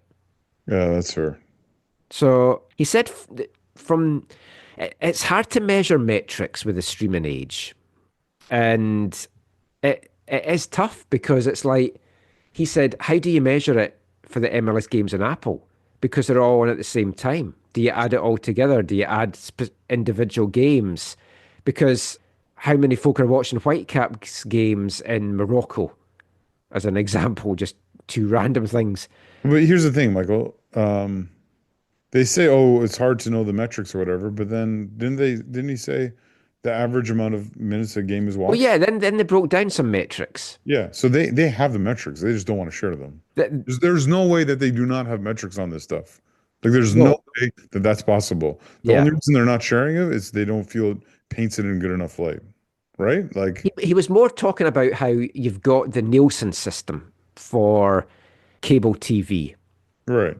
because it's So, based on just folk that's got boxes in their house and measures it and everything like that, which obviously the streaming networks don't. And you're watching things live or you're watching it on demand. But he was able to say that the fans that are watching are younger than ever before. And I think he said they were 10 years younger than ever before. which makes sense because of, you know, Messi and whatever, right? Yeah. And the technology that it's on. And Yeah. And this was the thing. This was what the actual fuck moment when he said, and he was happy with this, that they managed to watch an average of 65 minutes a game. Why and what? Most games are not over within the first 65 minutes. well, remember that's the average, right? Yeah. But yeah, Well, yeah, that's the average, which means there's folk watching less than that. no, I know it's awkward that I understand why they see that as positive, right? Because when you're looking at videos on online things, whether it's YouTube or whatever, yeah, 65 minutes is a long average, right? Mhm. So content creators talk about making like whatever it is, 4 to 8 minute videos or whatever is the most ideal, and blah, blah, blah. And it's probably changed, but Well, yeah, on, um, on YouTube, if you're not like about 10 minutes, your monetization apparently is not great. yeah. So there's all these metrics that are constantly changing, but um, I guess someone told him that number was good, and so he reported it He that went way. with it. Because But I just hear that number and I'm like, so you're saying that the average viewer isn't even watching a whole watching game? is missing 25 minutes of your man. Now, what does that mean? Does it mean they're fast forwarding it? Does it mean that they stop at Valid. 65 minutes? Like, yeah, again, there's probably a better way to break that down, and that they probably could break that down. Apple have done a good job.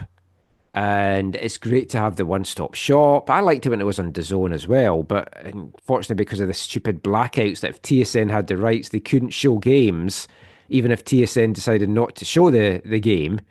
But at least with Apple, it's all there. You can watch it on demand, and you've got WFC2, MLS Next Pro, MLS Next. You've got everything. So they do a good job, and it takes it around the world. And when I was back in Scotland in March, I could sit and watch the games and wake up the next morning and watch the game. And so, I mean, they've done a great job.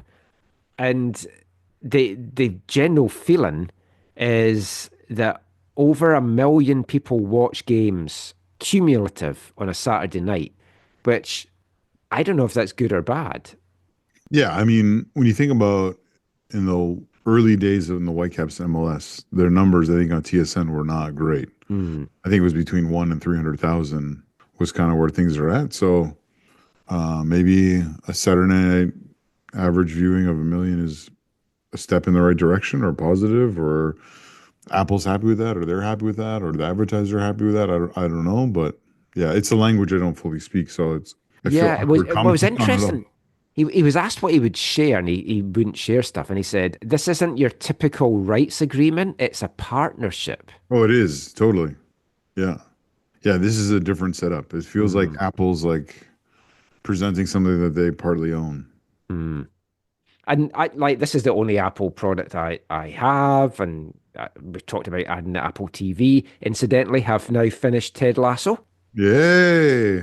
We can sit down at some point and do an extra podcast I chatting think about it. you need to put it on Blue Sky or wherever and see what it would be the interest. Actually, I got to take the technology. We should do like a watch along. I think that would be For one of the episodes. yeah. Just try like with the pilot or whatever. The third season I liked because it had more football. There was some far-fetched things that I thought, like, I could not see the Man City fans giving Jamie Tartt a standing ovation Yeah, after him scoring against them. It's like, no, you'd be getting bottled. yeah. My wife's very much like Rebecca. Her favourite character was Sam. And I'm still on the Roy Kent trail. Yeah. I think Caitlin liked him for different reasons than Rebecca, or so she told me. But his cheery disposition is what Yes, she said. that's right. And I said, what Wait, about Danny Rojas? Rebecca didn't like him for his cheery disposition either. Also, I mean, Oh, I'm sure she did. Yeah. And a few other factors. as Caitlin downloaded Banter. Oh, I should check that. I did get her to buy me some Ted Lasso socks for Christmas. I find I'm all in on the Ted Lasso thing, only 4 years too late. I can see one day you'll be on the podcast. You'll be like, I got a Richmond AFC jersey. Oh, I was looking at them. Yeah. I want one with Roy Kent on the back, of course. There you go. Roy Kent, Ryan Gauld, my two football heroes now. There you go. He's a superb character. One of those is an Englishman. I was driving around the other day. This is without orders to lie, and I get angry in the traffic here. And we're trying to get somewhere and we're held up, and I was like, fuck. And Kent's like, you are Roy Kent. That's not to, I can't blame you for feeling frustrated in traffic. No, it's just the way I said it. I was frustrated. I know. But I in traffic here, there's sometimes things happen, and I just like, I'm thankful my car has a really good horn. Like, I was really frustrated about something else unrelated to traffic the other day, and I was waiting for this parking lot in like a mall parking lot, and I was like waiting like a considerable amount of time. And as the car finally pulled out, like they were, I don't know, fixing stuff in their car. As the car finally pulled out, someone else tried to back into the spot. Yeah, sorry about that. No, and I was just not having it. So I was just like, Oh, good for so you. I just like slammed on the horn and just kept it going. And they looked over and they're like, and they drove away. And I took my spot that I'd been waiting like a significant amount of time for. See, I just roll my window down and go, yeah, good luck having 4 tires that's fully blown up when you come back. Oh, man. Last MLS thing for this part, the MLS Cup was on Saturday. The Galaxy were rampant at the start, but they came away with their 6th MLS title. They've been the best team in the West this season, now the best team in the league. A deserved victory overall. Another MLS Cup for Greg Vanney. That's 2 wins as a coach, 2 defeats as a coach, and 3 losses in an MLS Cup as a player as well. Mm-hmm. So definitely he's got a love-hate relationship with that tournament. We won't go through the whole game, but the 9th minute was the opener, 1-0. Gaston Brugman, it's a beautiful 1-2 to make space, and then slotted a perfectly weighted through ball to Joseph Paintsil, who tucked it away under keeper Carlos Coronel, who should have done so much better on that. Absolutely. And Brugman was replacing Ricky Puig, yes. Yeah. It was a lovely ball. It was also impacted, I think, by the fact that, and I'm totally forgetting the names right now. The Deadpool lost a defender in the warm-ups to illness, and he had to be replaced. And I think the guy who replaced him was the guy who helped play Paintsil onside. Paintsil. Yeah.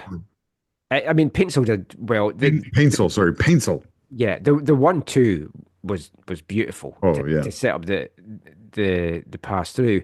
What I loved though about it is after the goal, it shows team spirit in the Galaxy, because Paintsil, he could have just been celebrating like crazy. All he was interested in was getting Ricky Puig's jersey to hold. He was so angry that they were not ready with that. I think, LA has that famous equipment guy who looks like Maradona, right? I think he's still there. Oh, no. Yeah, the Galaxy have this equipment guy. He has a similarity to Maradona, if my memory. I forget his name too. I should know his name, but I don't know if was in charge of that or whatever. But yeah, you could tell he was choked that they were not ready with that. I mean, that's a big thing. Yeah, you would think they would have had that just like like have one ready to go. But I mean, to me, that just showed the team camaraderie. And you could see the Whitecaps doing that with the great locker room that we've had here as well. But it's like, yeah, I could be celebrating this, but I want to pay tribute to my teammate. The only thing I felt bad for was, and I don't know all the dynamics and the beefs and the whatever, but the only thing that was unfortunate about it is as he scored, his choice or his trajectory was he was running right towards Riot Squad, and then he turned because he wanted the jerseys. I felt kind of bad for because I know they are not the highest profile of the groups in LA, and they don't always maybe get the connection or whatever in the big moments. And it was I thought, oh, as he scored, I was like, oh, he's going, and oh no, he's not going. Ah. Felt a little bad for them. Well, I mean, 4 minutes later, it was 2-0, and I thought it was game over. It was going to be a blowout by that point. Well, And and it's more, technically, it was. yeah, yeah, more quick movement, beautiful skill from Joveljic. He fooled everyone into thinking the pass to his outside was coming, and then left foot into the far corner. Yeah. I like when I was watching the replay, I was like, "Oh, that's his left foot that he actually Yeah. strikes it with." I didn't know at first either. And you see the replay, and you're like, "Oh, I know when he first came to the league, I made fun of him a lot for the fact that he came from. They kept on saying he came from Eintracht Frankfurt, where I don't think he ever actually played a game. But he's done really, really well and settled in tremendously with the attacking group that they have there, and a great season for him and a great way to cap it off by scoring them, what turns out to be the MLS Cup winning goal. yeah." And it's like guys stepping up when your main guy is out. And And speaking of, do you see his celebration? I did. I can't remember it. He held the jersey up as well, but Before he held up the jersey, he did a poor man's impersonation of the Robbie Keane celebration. Oh, where he did kind of the yes. roll and like the arrow or the double guns or whatever it is. There, yeah, because Robbie Keane, of course, was he was in the building. yeah, because I tweeted out and blue skied out. I don't know. I think skeet is what you're calling it on Blue Sky. I skeeted. That sounds like I've had a disaster in my pants, but I skeeted and tweeted, and it was a mess. But he was flying down to LA, and I was like, there's a potential person Axel should be speaking to as Whitecaps coach, as much as he hates the BC place turf. We could tell him there's grass going in for the World Cup. But done it in MLS as a player, has had a good coaching success, albeit in Israel with Maccabi Tel Aviv, which has very much split his fan base. His wife has recently made posts that they're getting death threats in Ireland. He's left Maccabi Tel Aviv now because when he was there, he was getting abuse from the Palestinian side for going to Israel. And then he got abuse from the Israeli side because he wouldn't condemn the attacks from Hamas. So you can't win.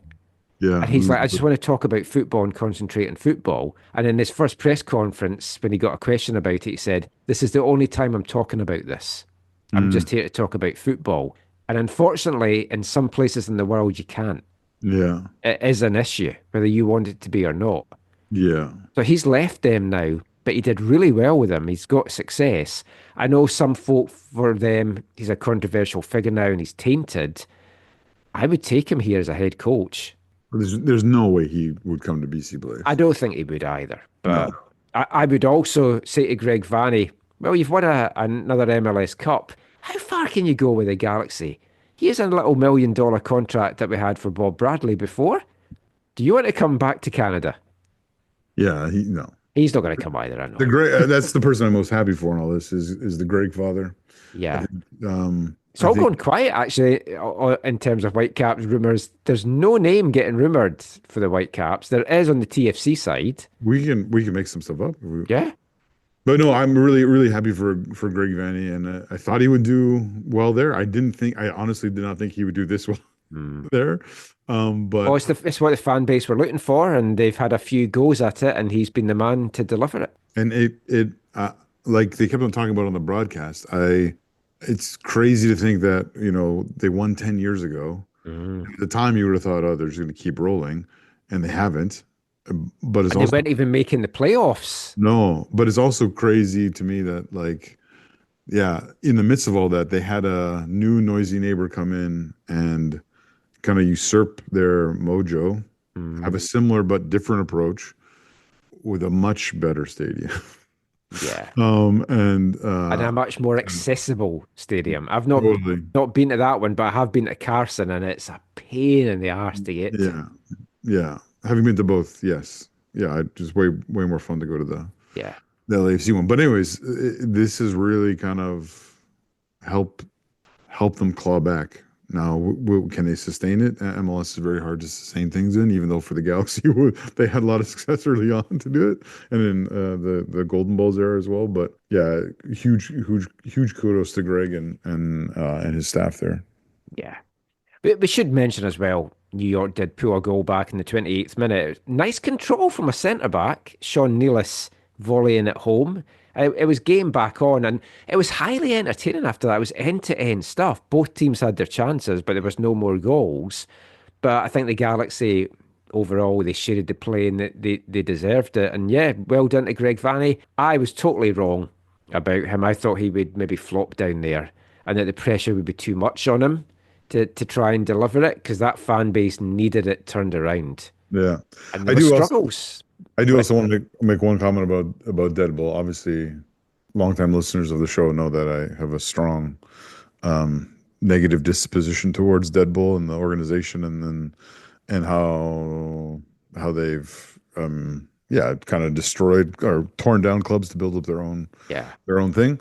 I do want to say though, one of the advantages that they've had in their multiple club ownership model is the ability to move players. And I was really impressed with Emil Forsberg and how he came to MLS and really, I think, galvanized them, along with like a player like your buddy there, was Lewis Morgan or whatever. Morgan, yeah. They were able to kind of spearhead a relatively young team that, the one thing Deadpool has done well is they've built their youth system and youth program. Yes. All the way down to Red Bulls 3.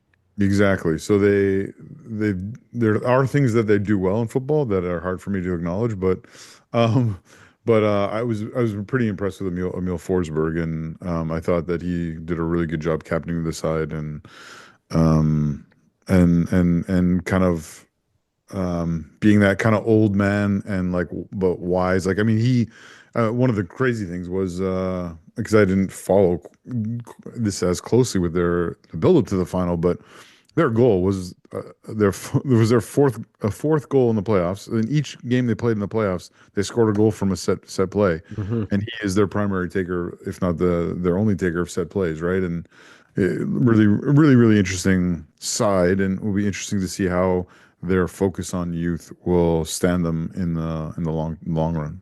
Yeah. One thing I would say though about Forsberg down the stretch in the closing minutes of the game, his decision making on a couple of plays wasn't great.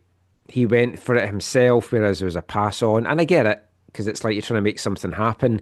But there was one point I thought, selfish, because there was a better pass to the outside, and he just went for the shot. But that, having seen him play for so much, that's a little bit what you get. Yeah.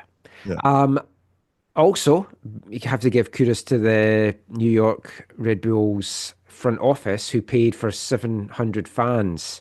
I don't know if they paid everything, but it's like they got transport for 700 fans. And they had on the broadcast, they said the total was 2,200. Yeah.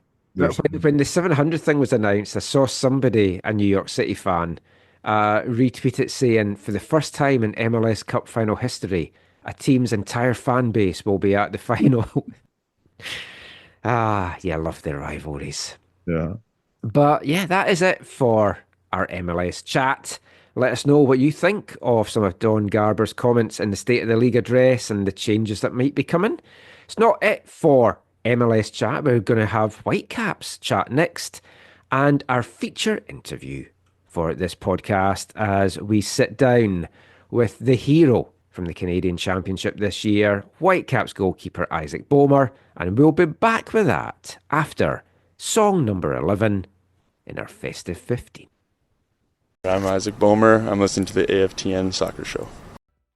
Their eyes are dripping with fire, so cold that everything's burning, but I can stay and admire one hidden and revolt. Now I see their bodies in flood, trying like I'm awesome that way.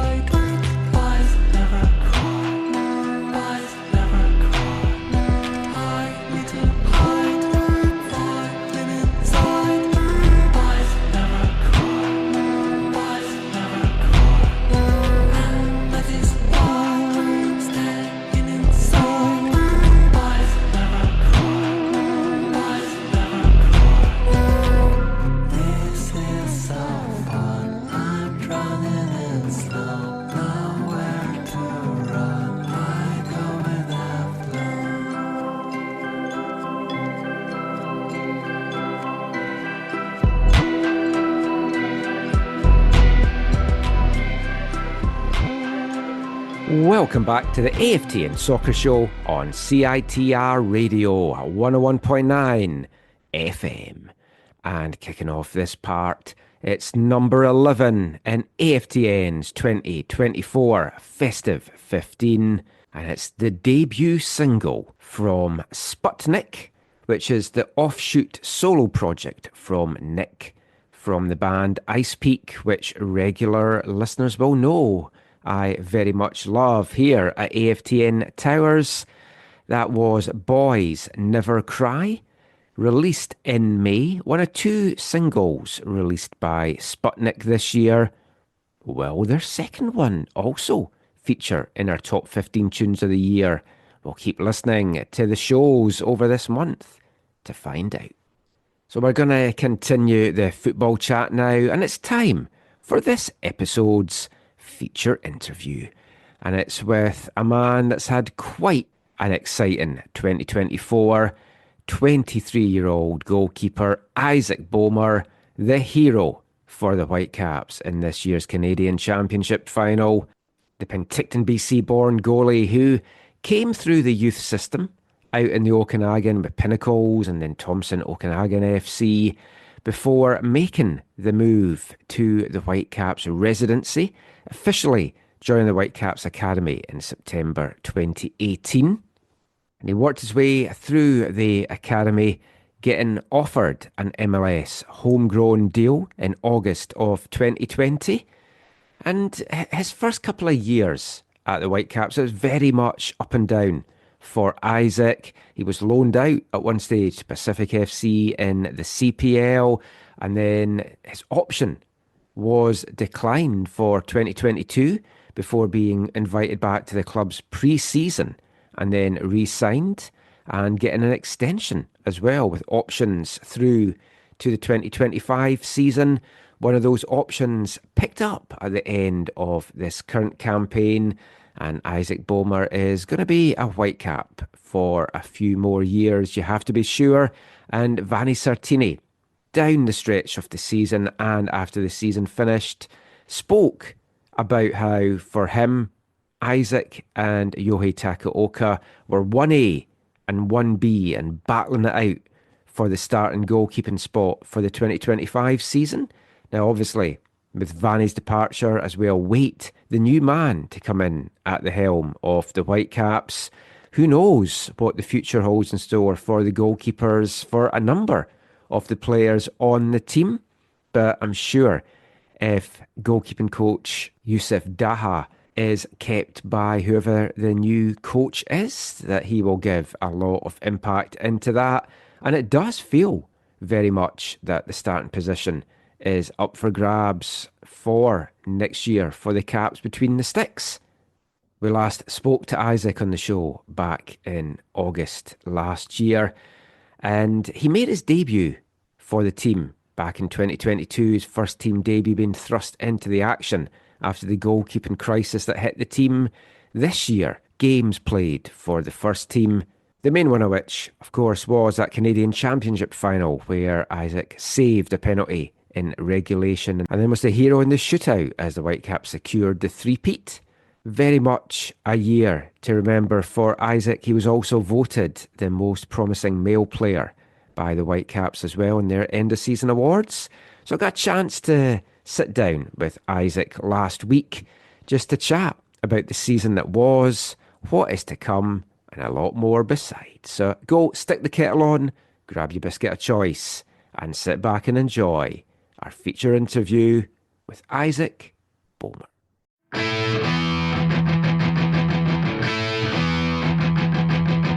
Goalkeeper. So, welcome back to the show. We haven't spoken to you since August last year, so it's been a fun, exciting year for you, Isaac. Yeah, it really has been. There's been lots of ups and downs and just a lot of learning moments, throughout the year. I think first thing everyone's going to want to know, how is Muffin? Still alive. That's a good thing. Doing great. Yeah, it's really great that we don't have any snow down, so she's still out on the pasture doing well, eating lots of grass, so she's happy as can be. That's fantastic. I remember, I think it was Vanny at the end of the season was talking about you're the guy you're bringing in eggs and everything for all the players, and it's like I love that. It's superb. Yeah, I'm a firm believer in reaping what you sow, and to be able to share that experience with all the guys in the locker room, that's really special. Now, is it your family or Taylor's family that has the farm? It's Taylor's family. It's her grandparents. They own it, and Taylor and I will be moving on to it when we get married. And so I'm just kind of back and forth working on it and stuff. So Oh, that's awesome. Is that something that you'd always kind of wanted to get involved with? absolutely, growing up in the Okanagan, I had lots of aunts and uncles who they had some farms, and so we'd occasionally go spend some nights or help give birth for the lambs and stuff. So it was pretty fun, and so coming down here, having that opportunity to do that with my fiance is phenomenal. Yeah, like my dream's always to be to have not a farm as such, but like a place that's got all that land that I could have like a dog rescue and just have all these dogs and Absolutely, just make yeah. things happen. Oh, I mean, like, because you're out in the valley, so it's obviously easier to get land and do stuff out there. Yes, it is. It's about a 5 acre farm, so we have a good amount of space to add animals and to take care of them too. So they're all happy there. And Taylor and I are too. So Oh, that's fantastic. So I'd imagine you're used to early starts and early mornings. very early. Yeah, because that's going to be like I'm in East Van, and my drive up to UBC can be 45 minutes in hell at times. So I can't imagine what your commute's like. Well, I'm usually an early riser. I kind of always have been, to be honest. Even in the Okanagan, I always was up at like 5:36, and I go to bed at like 9. So I'm Ah, still getting my 8 hours, and I'm actually skipping all the traffic. So it's totally not a bad drive at all. see, I'm the opposite. I'm a night owl. I go to bed about 2 or 3, and then I'm up at like 10 or 11. So Scottish in you. yeah, it's my wife is like you. She gets up at like 5 for work and she's in bed by 9. So we see each other for like a couple of hours a day. I think that's why we've been married over 20 years. We just never see each other. You yet? Let's get into the football thing. I guess that's what more folks wanting to hear about. So, I mean, I mentioned the year that's been. We'll keep the big thing just for now. But like when we last spoke, I asked you about how difficult it is, like being a backup keeper and like coming in kind of cold into matches. This year, with Vanny giving you the nod that you're going to be the cup goalkeeper, did that kind of help with your preparation a little bit? Because you knew I've definitely got these games, if nothing else.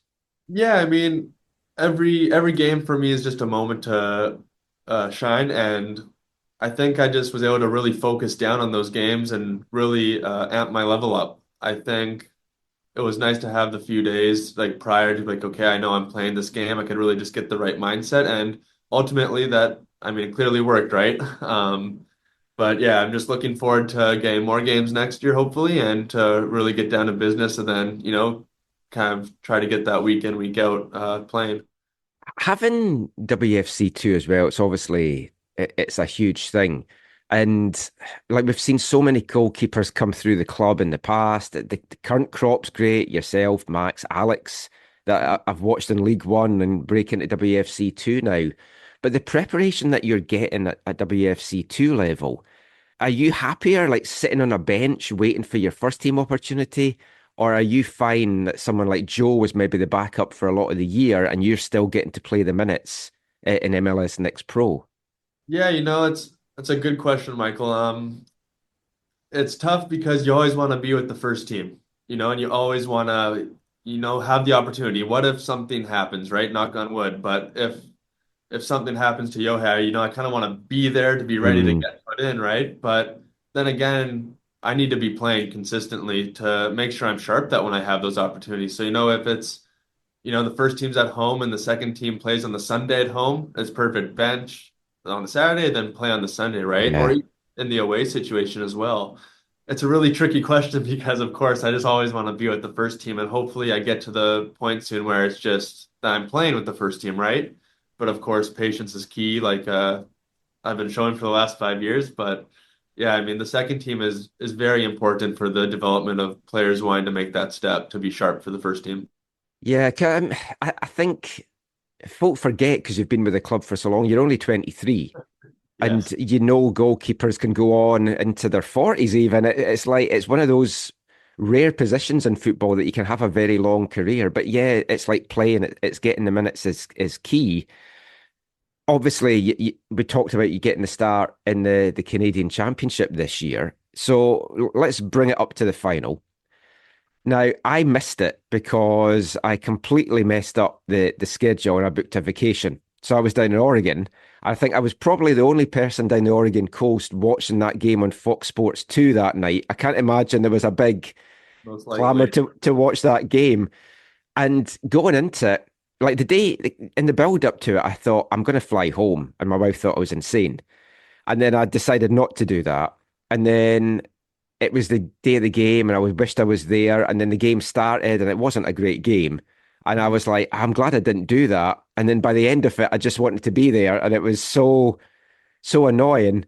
But like looking back just on that whole day, the whole occasion, before we get into some of the bits of the game, how do you look back on that day? It's a little bit of a blur, to be honest, of looking back at the day, but I mean, the game in general, I mean, there were so many events happening, so it was pretty crazy. Like even the penalty save to a lot of other moments that happened. And then at the end, I mean, I just look back and I have a lot of happiness in my heart when I look back at it. But of course, now is the time to move on and to get ready for the next season to prepare. Yeah.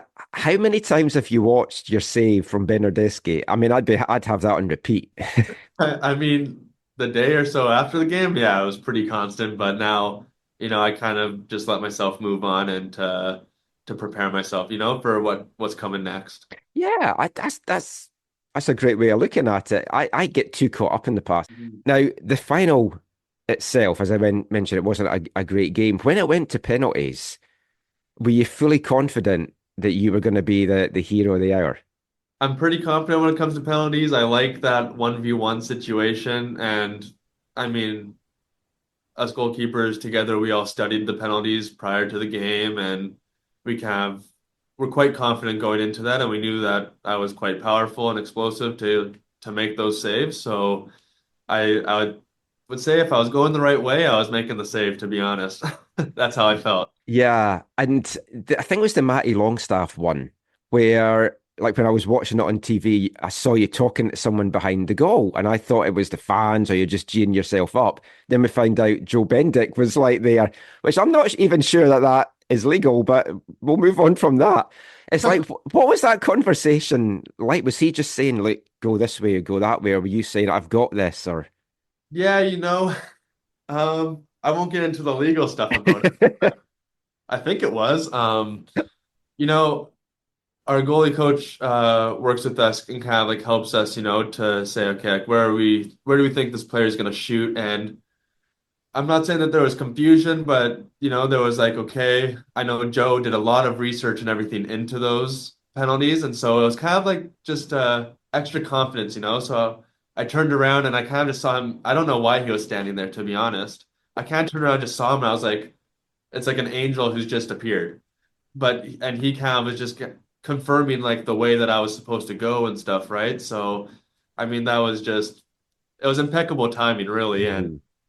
So I kind of would just look at him and he would kind of just give like a head nod or or try to say something with his mouth, but just hope for the best at that point. It was good though. Yeah. It worked out.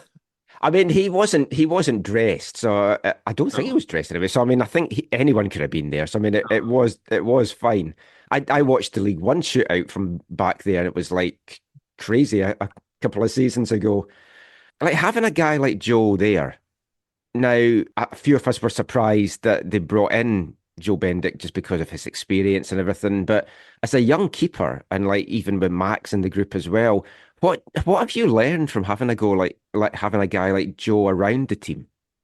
Yeah, I mean, it's hard to put into words how good of a guy Joe was for the group and for the team.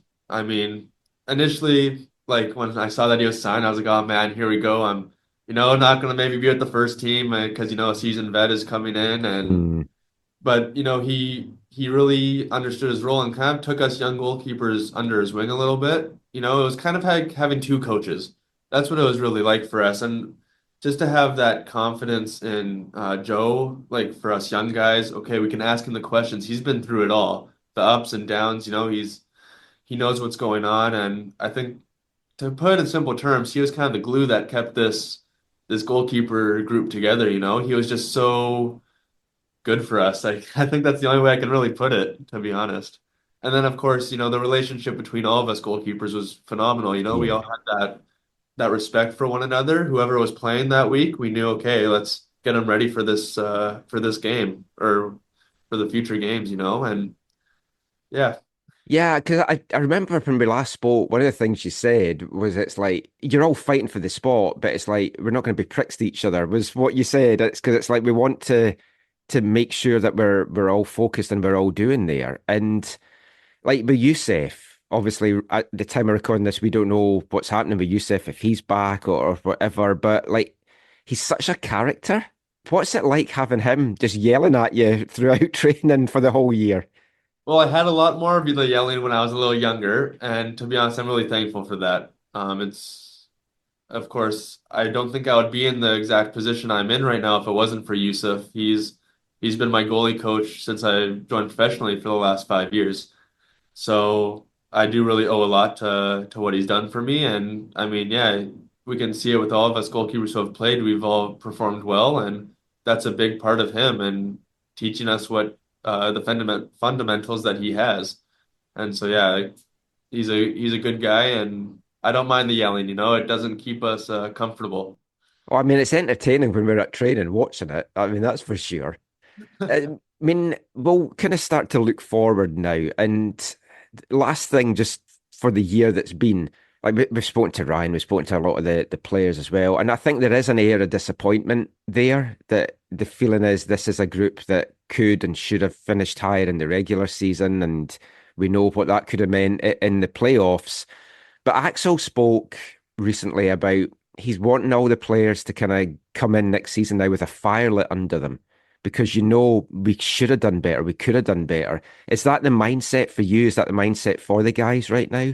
100%. I mean, whoever the new coach may be, and everyone's going to want to impress, and everyone's going to want to, prove that they should be starting. And I think that's going to make for a great preseason and a great year next year. We all know that this year was a little bit disappointing with where we ended off. We had glimpses of success. We brought a trophy home. That's always a success in itself. But next year we want to do more. We want to go to the Cup final in MLS. We want to win the fourth Canadian trophy again. So I think everyone's going to have some fire going into this preseason. It's going to be awesome.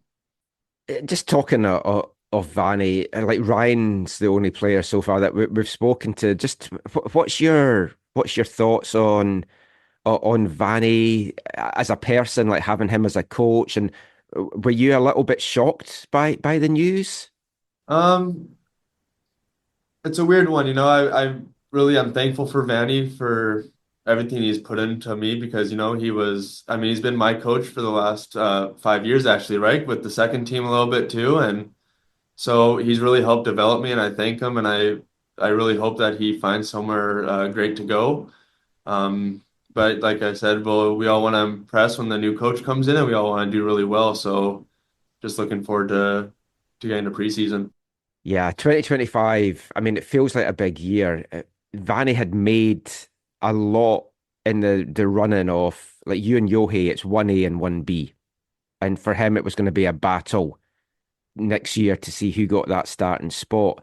So as a young player hearing that, I mean, that must give you some confidence of, well, I'm not just going to be a backup, I'm very much in the plans. And as you say, a new coach coming in, I mean, it's your role to win, really. I mean, every player is going to want to come in and fight for that spot, right? And it's the same in my case. I want to hit the road running and I want to do well in preseason and really put some question into the thought of who should be the number one. And of course, that's going to be his decision at the end of the day. And I just got to do my part to make that as hard as possible with every other player as well. I mean, what does the off season look like for you? Because it's short, because in no time you're going to be in Spain for almost a month, which is nice for January. But it's like, what's the next few weeks looking like for you? Is it kind of just resting, still doing work in the gym and stuff like that? Yeah, I mean, I had a few weeks, a week or two to really just let my mind relax and to just kind of shut everything off of football. But yeah, I mean, I'm back up and running. I was working out this morning, and will continue out the next few weeks to really prepare myself to come back the most fit and prepared I can be for preseason. So yeah, just working out, living a little bit of the hobby farm life, and just preparing for that preseason. It's a big couple of years for Canadian football coming up, obviously with the World Cup coming here in 26.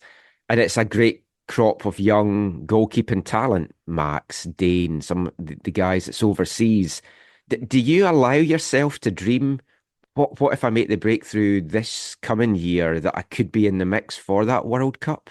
Yeah, of course, it's in the back of my head that, that's a possibility. And of course, I need to play games. So I need to just come in flying for this preseason. Hopefully, I get some good minutes next year, and hopefully, I can get the nod or a chance to prove myself in the national team. That's always been a dream of mine. And of course, to wear that badge would be a great honor.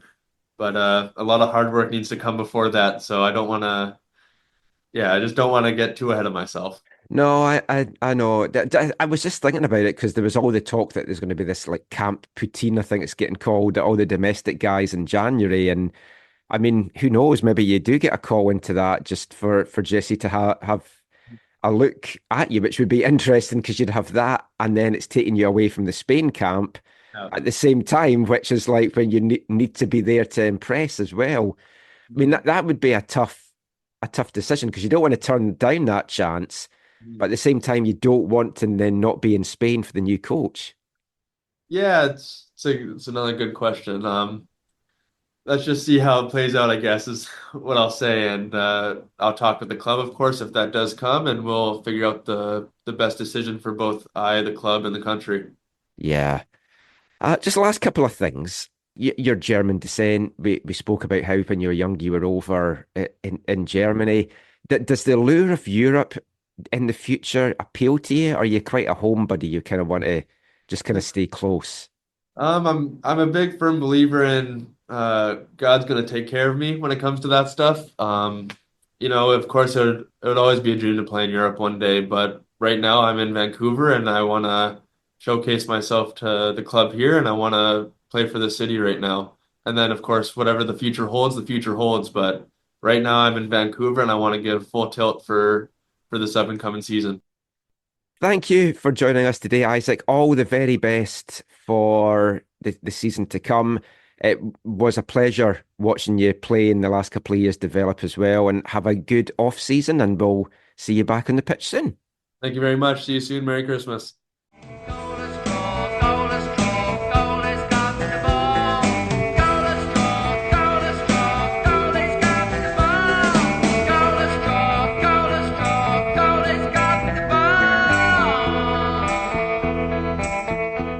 Great stuff there from Isaac. Really looking forward to seeing how the battle for the number one spot plays out over the course of the pre-season. And as I mentioned there, who knows, Isaac could get this call up to Camp Poutine in January. And I've got to say that is a bit of a dilemma for the young man, because it's like, what do? You want to be in the national team picture, but you're playing for regular starting minutes and trying to impress the new coach as well. So if that does come to pass, that could be some big decisions ahead for Isaac. And as I'm sure you could tell from our chat there, an absolutely wonderful young man as well. A lot of time for Isaac. He's a great goalkeeper, a great talent that's come through this Whitecaps Academy and now into the first team, and just a absolutely wonderful human being as well. And we had a little bit of fun chat with him as well for our Christmas show that we'll bring you in a couple of weeks' time. So I hope you enjoyed that one. We'll be back with another one, maybe two feature interviews in next week's show. But that is it for this part. We've one more part to go, and we're going to be turning our attention to the international stage and the draw for the UEFA World Cup qualifiers that will be coming up at the end of this week. And we'll hear a little bit from Whitecaps captain Ryan Gauld about that as well. And we'll be back with all of that after song number 10 in our festive 15. Hi, I'm Ryan Gauld, and you're listening to the AFTN Soccer Show.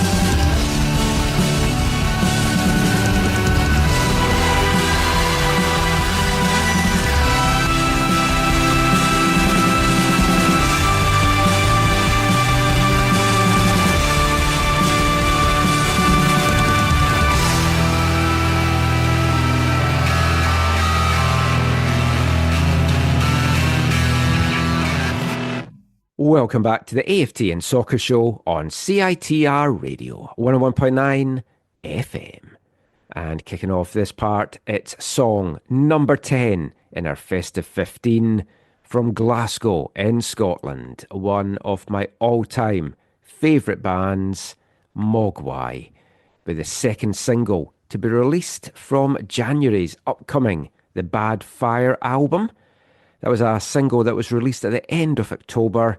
It's got a brilliant video to go with it as well, about a Scottish dog walker in New York City, just going around the city walking a variety of various dogs. If you love dogs, if you love good music, check out the video. The song is Lion Rumpus, and I cannot wait for Mogwai to come back to Vancouver in April. Got my tickets, and it should be a fantastic gig once again at the Commodore Ballroom. As mentioned, one of my all-time favourite bands. For me, They should be playing BC Place and packing it out for 3 nights. But different tastes for different people. And whilst I could wax lyrical about Mogwai for all of this part, we will get back to the football chat. Now, we spoke about the Club World Cup draw in the first part of this episode, and the UEFA World Cup qualifiers will be drawn this coming Friday, December the 13th. Unlucky for some, hopefully not for Scotland, as the draw will be made to see what teams will be coming to North America for World Cup 2026. Obviously, I'm keeping my fingers crossed that Scotland can get back to the World Cup for that one. And Zach, of course, will be expecting Germany, as always, to get through the qualifying. Now, it's a expanded draw. It kind of feels this year. There's 12 groups, 6 groups of 4 teams, 6 groups of 5 teams, with the first games getting underway in March next year. Now, it's quite a convoluted process for how the draw is going to kind of work out.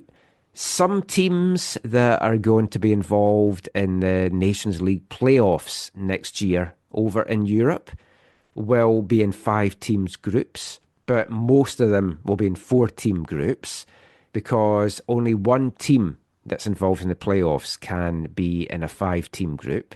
So it's all up in the air right now. Scotland, I think, probability-wise, you're keeping your fingers crossed, they're going to just be in a group of 4. So there's 2 stages to the qualification. The first round, the group stage, there's going to be 12 groups of 4 or 5 teams, as mentioned, and they will play home and away matches against all the other teams in the group, with the group winners and only the group winners automatically qualifying for the 2026 World Cup. The action from those games gets underway in March. Once all the group games are played out, the second round, which is the playoff stage, 16 teams will take part in that. The 12 group runners-up and the 4 best Nations League group winners, based on the Nations League overall ranking, that finished outside the top 2 of their qualifying group. And they'll be drawn to 4 different pathways, playing 2 rounds of single-match playoffs, semi-finals, and then the finals. And the 4 path winners will then join the 12 group winners to have the 16 UEFA members that will be taking part in Canada, the US and Mexico for World Cup 2026. Confused? You will be after this episode of Soap. One for the oldies there. But yeah, it is quite a convoluted system. It's going to be a lot of football to be played over a very short period of time. And there could be some big teams that don't make it over to North America for the World Cup, despite the tournament being expanded. Just the 16 European nations will be there. Now, obviously, I'm hoping that Scotland can get quite a good draw out of that. Because of how the Nations League went for them, Scotland ended up in pot 3. They just missed out being in pot 2. They needed a couple of results to go their way in the last day of Nations League qualifying, and it didn't go their way. So they find themselves in pot 3. And it's not the worst pot to be in, to be honest, because if you look at pot 1, it's got France, Spain, England, Portugal, Netherlands, Belgium, Italy, Germany, Croatia, Switzerland, Denmark and Austria. Now, for me, if Scotland can be drawn with Croatia, Switzerland, Denmark or Austria, absolutely delighted by that. And I think that is the best that they can get out of pot 1. And for pot 2, you fancy your chances against any of these teams, to be honest. Ukraine, Sweden, Turkey, Wales, Hungary, Serbia, Poland, Romania, Greece, Slovakia, Czechia and Norway. So I think if Scotland can get a good pot 1 team, they have got a very good chance of getting to the 2026 World Cup.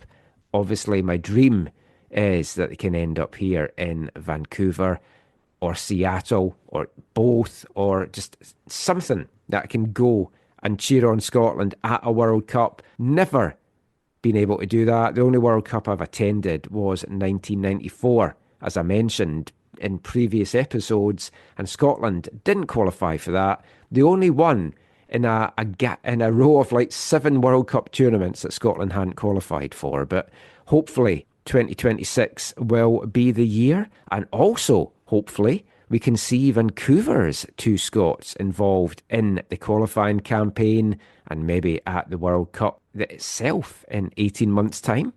So at the end of season availability that we had with Ryan Gauld, I asked him a few questions about the draw coming up, Scotland's Nations League campaign, and just his experience so far with the national team. Here's Gauldy.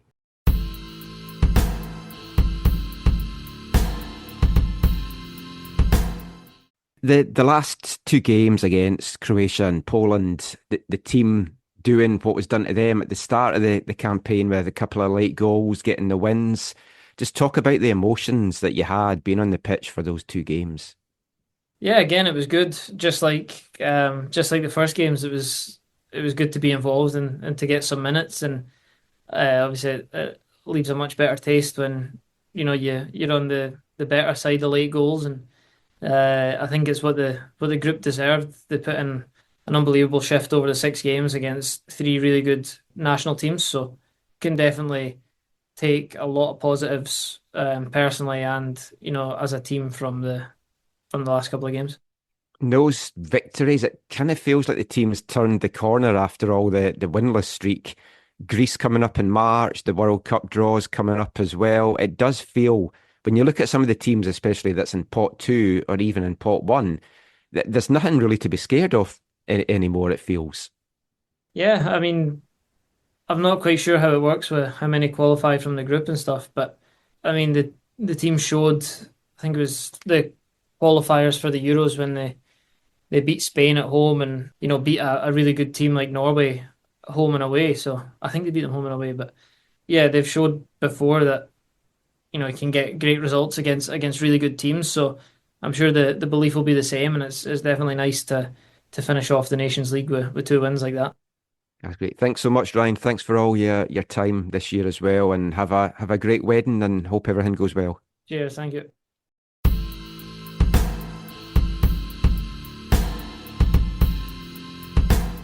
So Ryan Gauld there, and as mentioned, keeping my fingers crossed for a good draw for Scotland, and hopefully we can maybe see Ryan Gauld and Stuart Armstrong, and maybe if there's any other Scots added into the Whitecaps before that tournament, running out on the BC Place pitch, represent Scotland in a World Cup. It would make this old grumpy bastard very, very happy.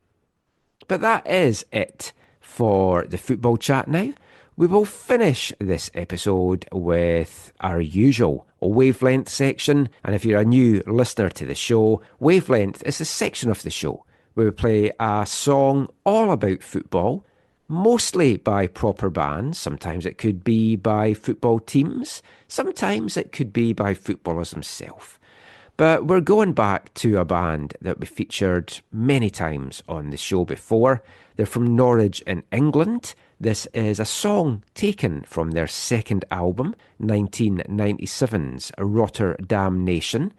And last week we played the song Yesterday's Hero, and that just jogged my mind that, still got some more Halftime Oranges songs that we haven't played over the course of this section over the last few years. And one of them is also called Yesterday's Hero.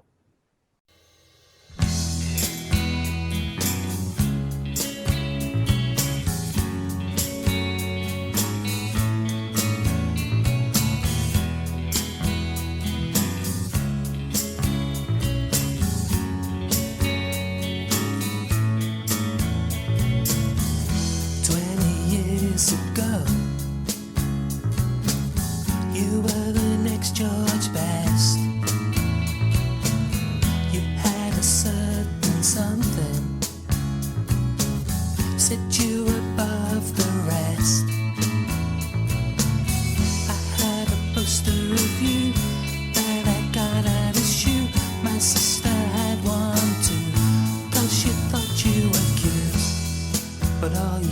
promise seem to fade with passing seasons. You were famous for not training. I'm sure you had your reasons. It was inevitable. You lost your first team place, and with it went your dream of living like Roy Race. Now you're yesterday's hero, spending all your time in pubs, telling everyone to listen. All your stories. Yes, you're yesterday's hero, silent pushing 39, and now your life is fading like the glory. One day your manager said he had his fill of you. He put you on the market and you finished up a crew. Now you're yesterday's hero, spending all your time in pubs, telling everyone to listen. All your stories. Yes, you're yesterday's hero, silent pushing 39, and now your life is fading like the glory. Halftime Oranges, yesterday's hero from 1997. And I mentioned in the lead up to that, Zach, that the song we played last week was Yesterday's Hero, which was the soundtrack, title track for a 1979 film of the same name. So I wanted to see if I could find it on one of the streaming things so that we could maybe watch it and chat about it. I found it on YouTube. I'm not sure it's legally on YouTube, but it's on YouTube to watch in full. So I started watching it this weekend. It does look quite dated all these years later, but yeah, we should get onto that. So if anyone wants to do a little, not a watch along, but we'll watch it and maybe talk about it in either an extra podcast or a TVOD section in the main one, I will tweet the details out and we can all kind of watch the movie and let us know what we think. Send me the link. I will. But I found ID, the football hooligan film I've wanted you to watch for ages, because I've got it on DVD. It's on Region 2 DVD that I don't know if your DVD player would play it, if it's multi-region or not. I think, well, we use the Xbox, so I think the Xbox might. It might then, because I've got 2 DVDs of it. So I'll chuck one in with your Christmas presents and see if you can watch that. If not, I've also found that on YouTube in full that we can watch along. Shadwell Town. This is hooliganism? Yeah. Okay. We'll have that in March for Football Violence Awareness Month. Can Kirk watch it? It is violent and there's okay. lots of swearing. Oh, that's a... He's a grown man now. The violence and the swearing are, yeah. It's a coming-of-age movie. As you sit watching it going, never trust Michael's movie recommendations again. But that is it for the show. Just before we go, Zach, where can folk find you online, and any final thoughts or shout-outs you want to give this week? I was hoping this was the week I was going to join you on Blue Sky, but I haven't got around to that yet because life has gotten in the way.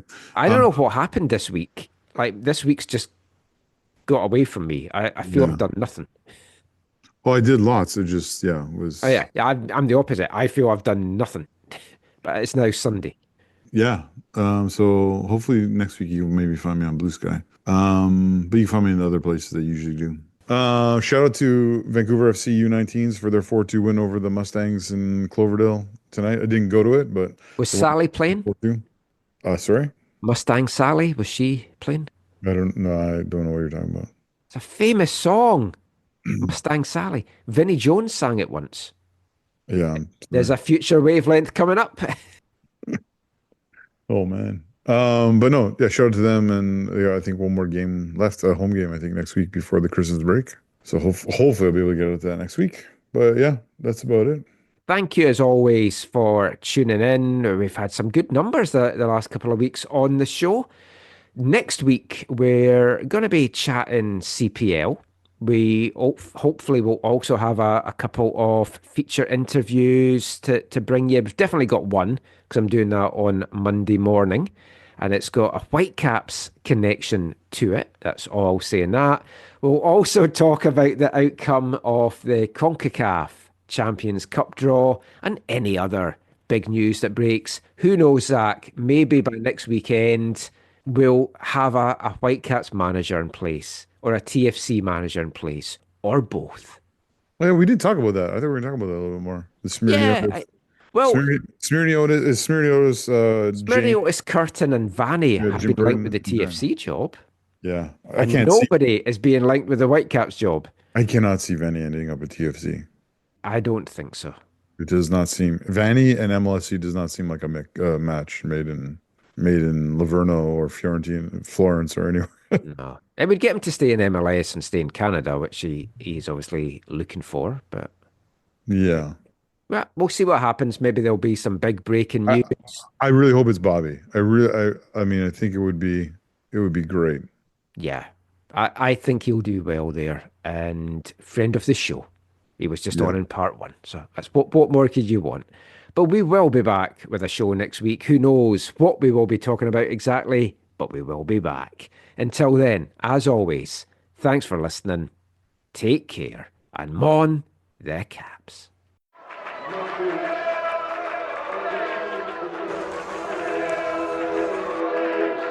Going to your first match is an experience you never forget.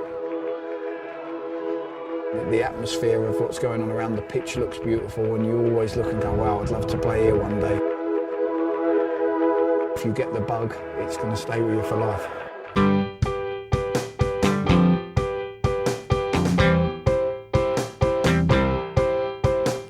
10 minutes left. Yeah, but there's still some time. It's not the final score. We need more than the numbers we're given. Show us you live and breathe the game. You're more than a name. That's what we came for.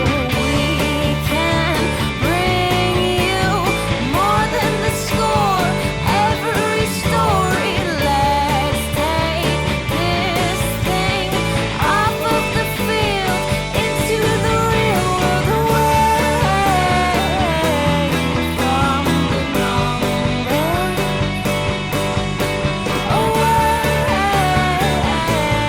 from the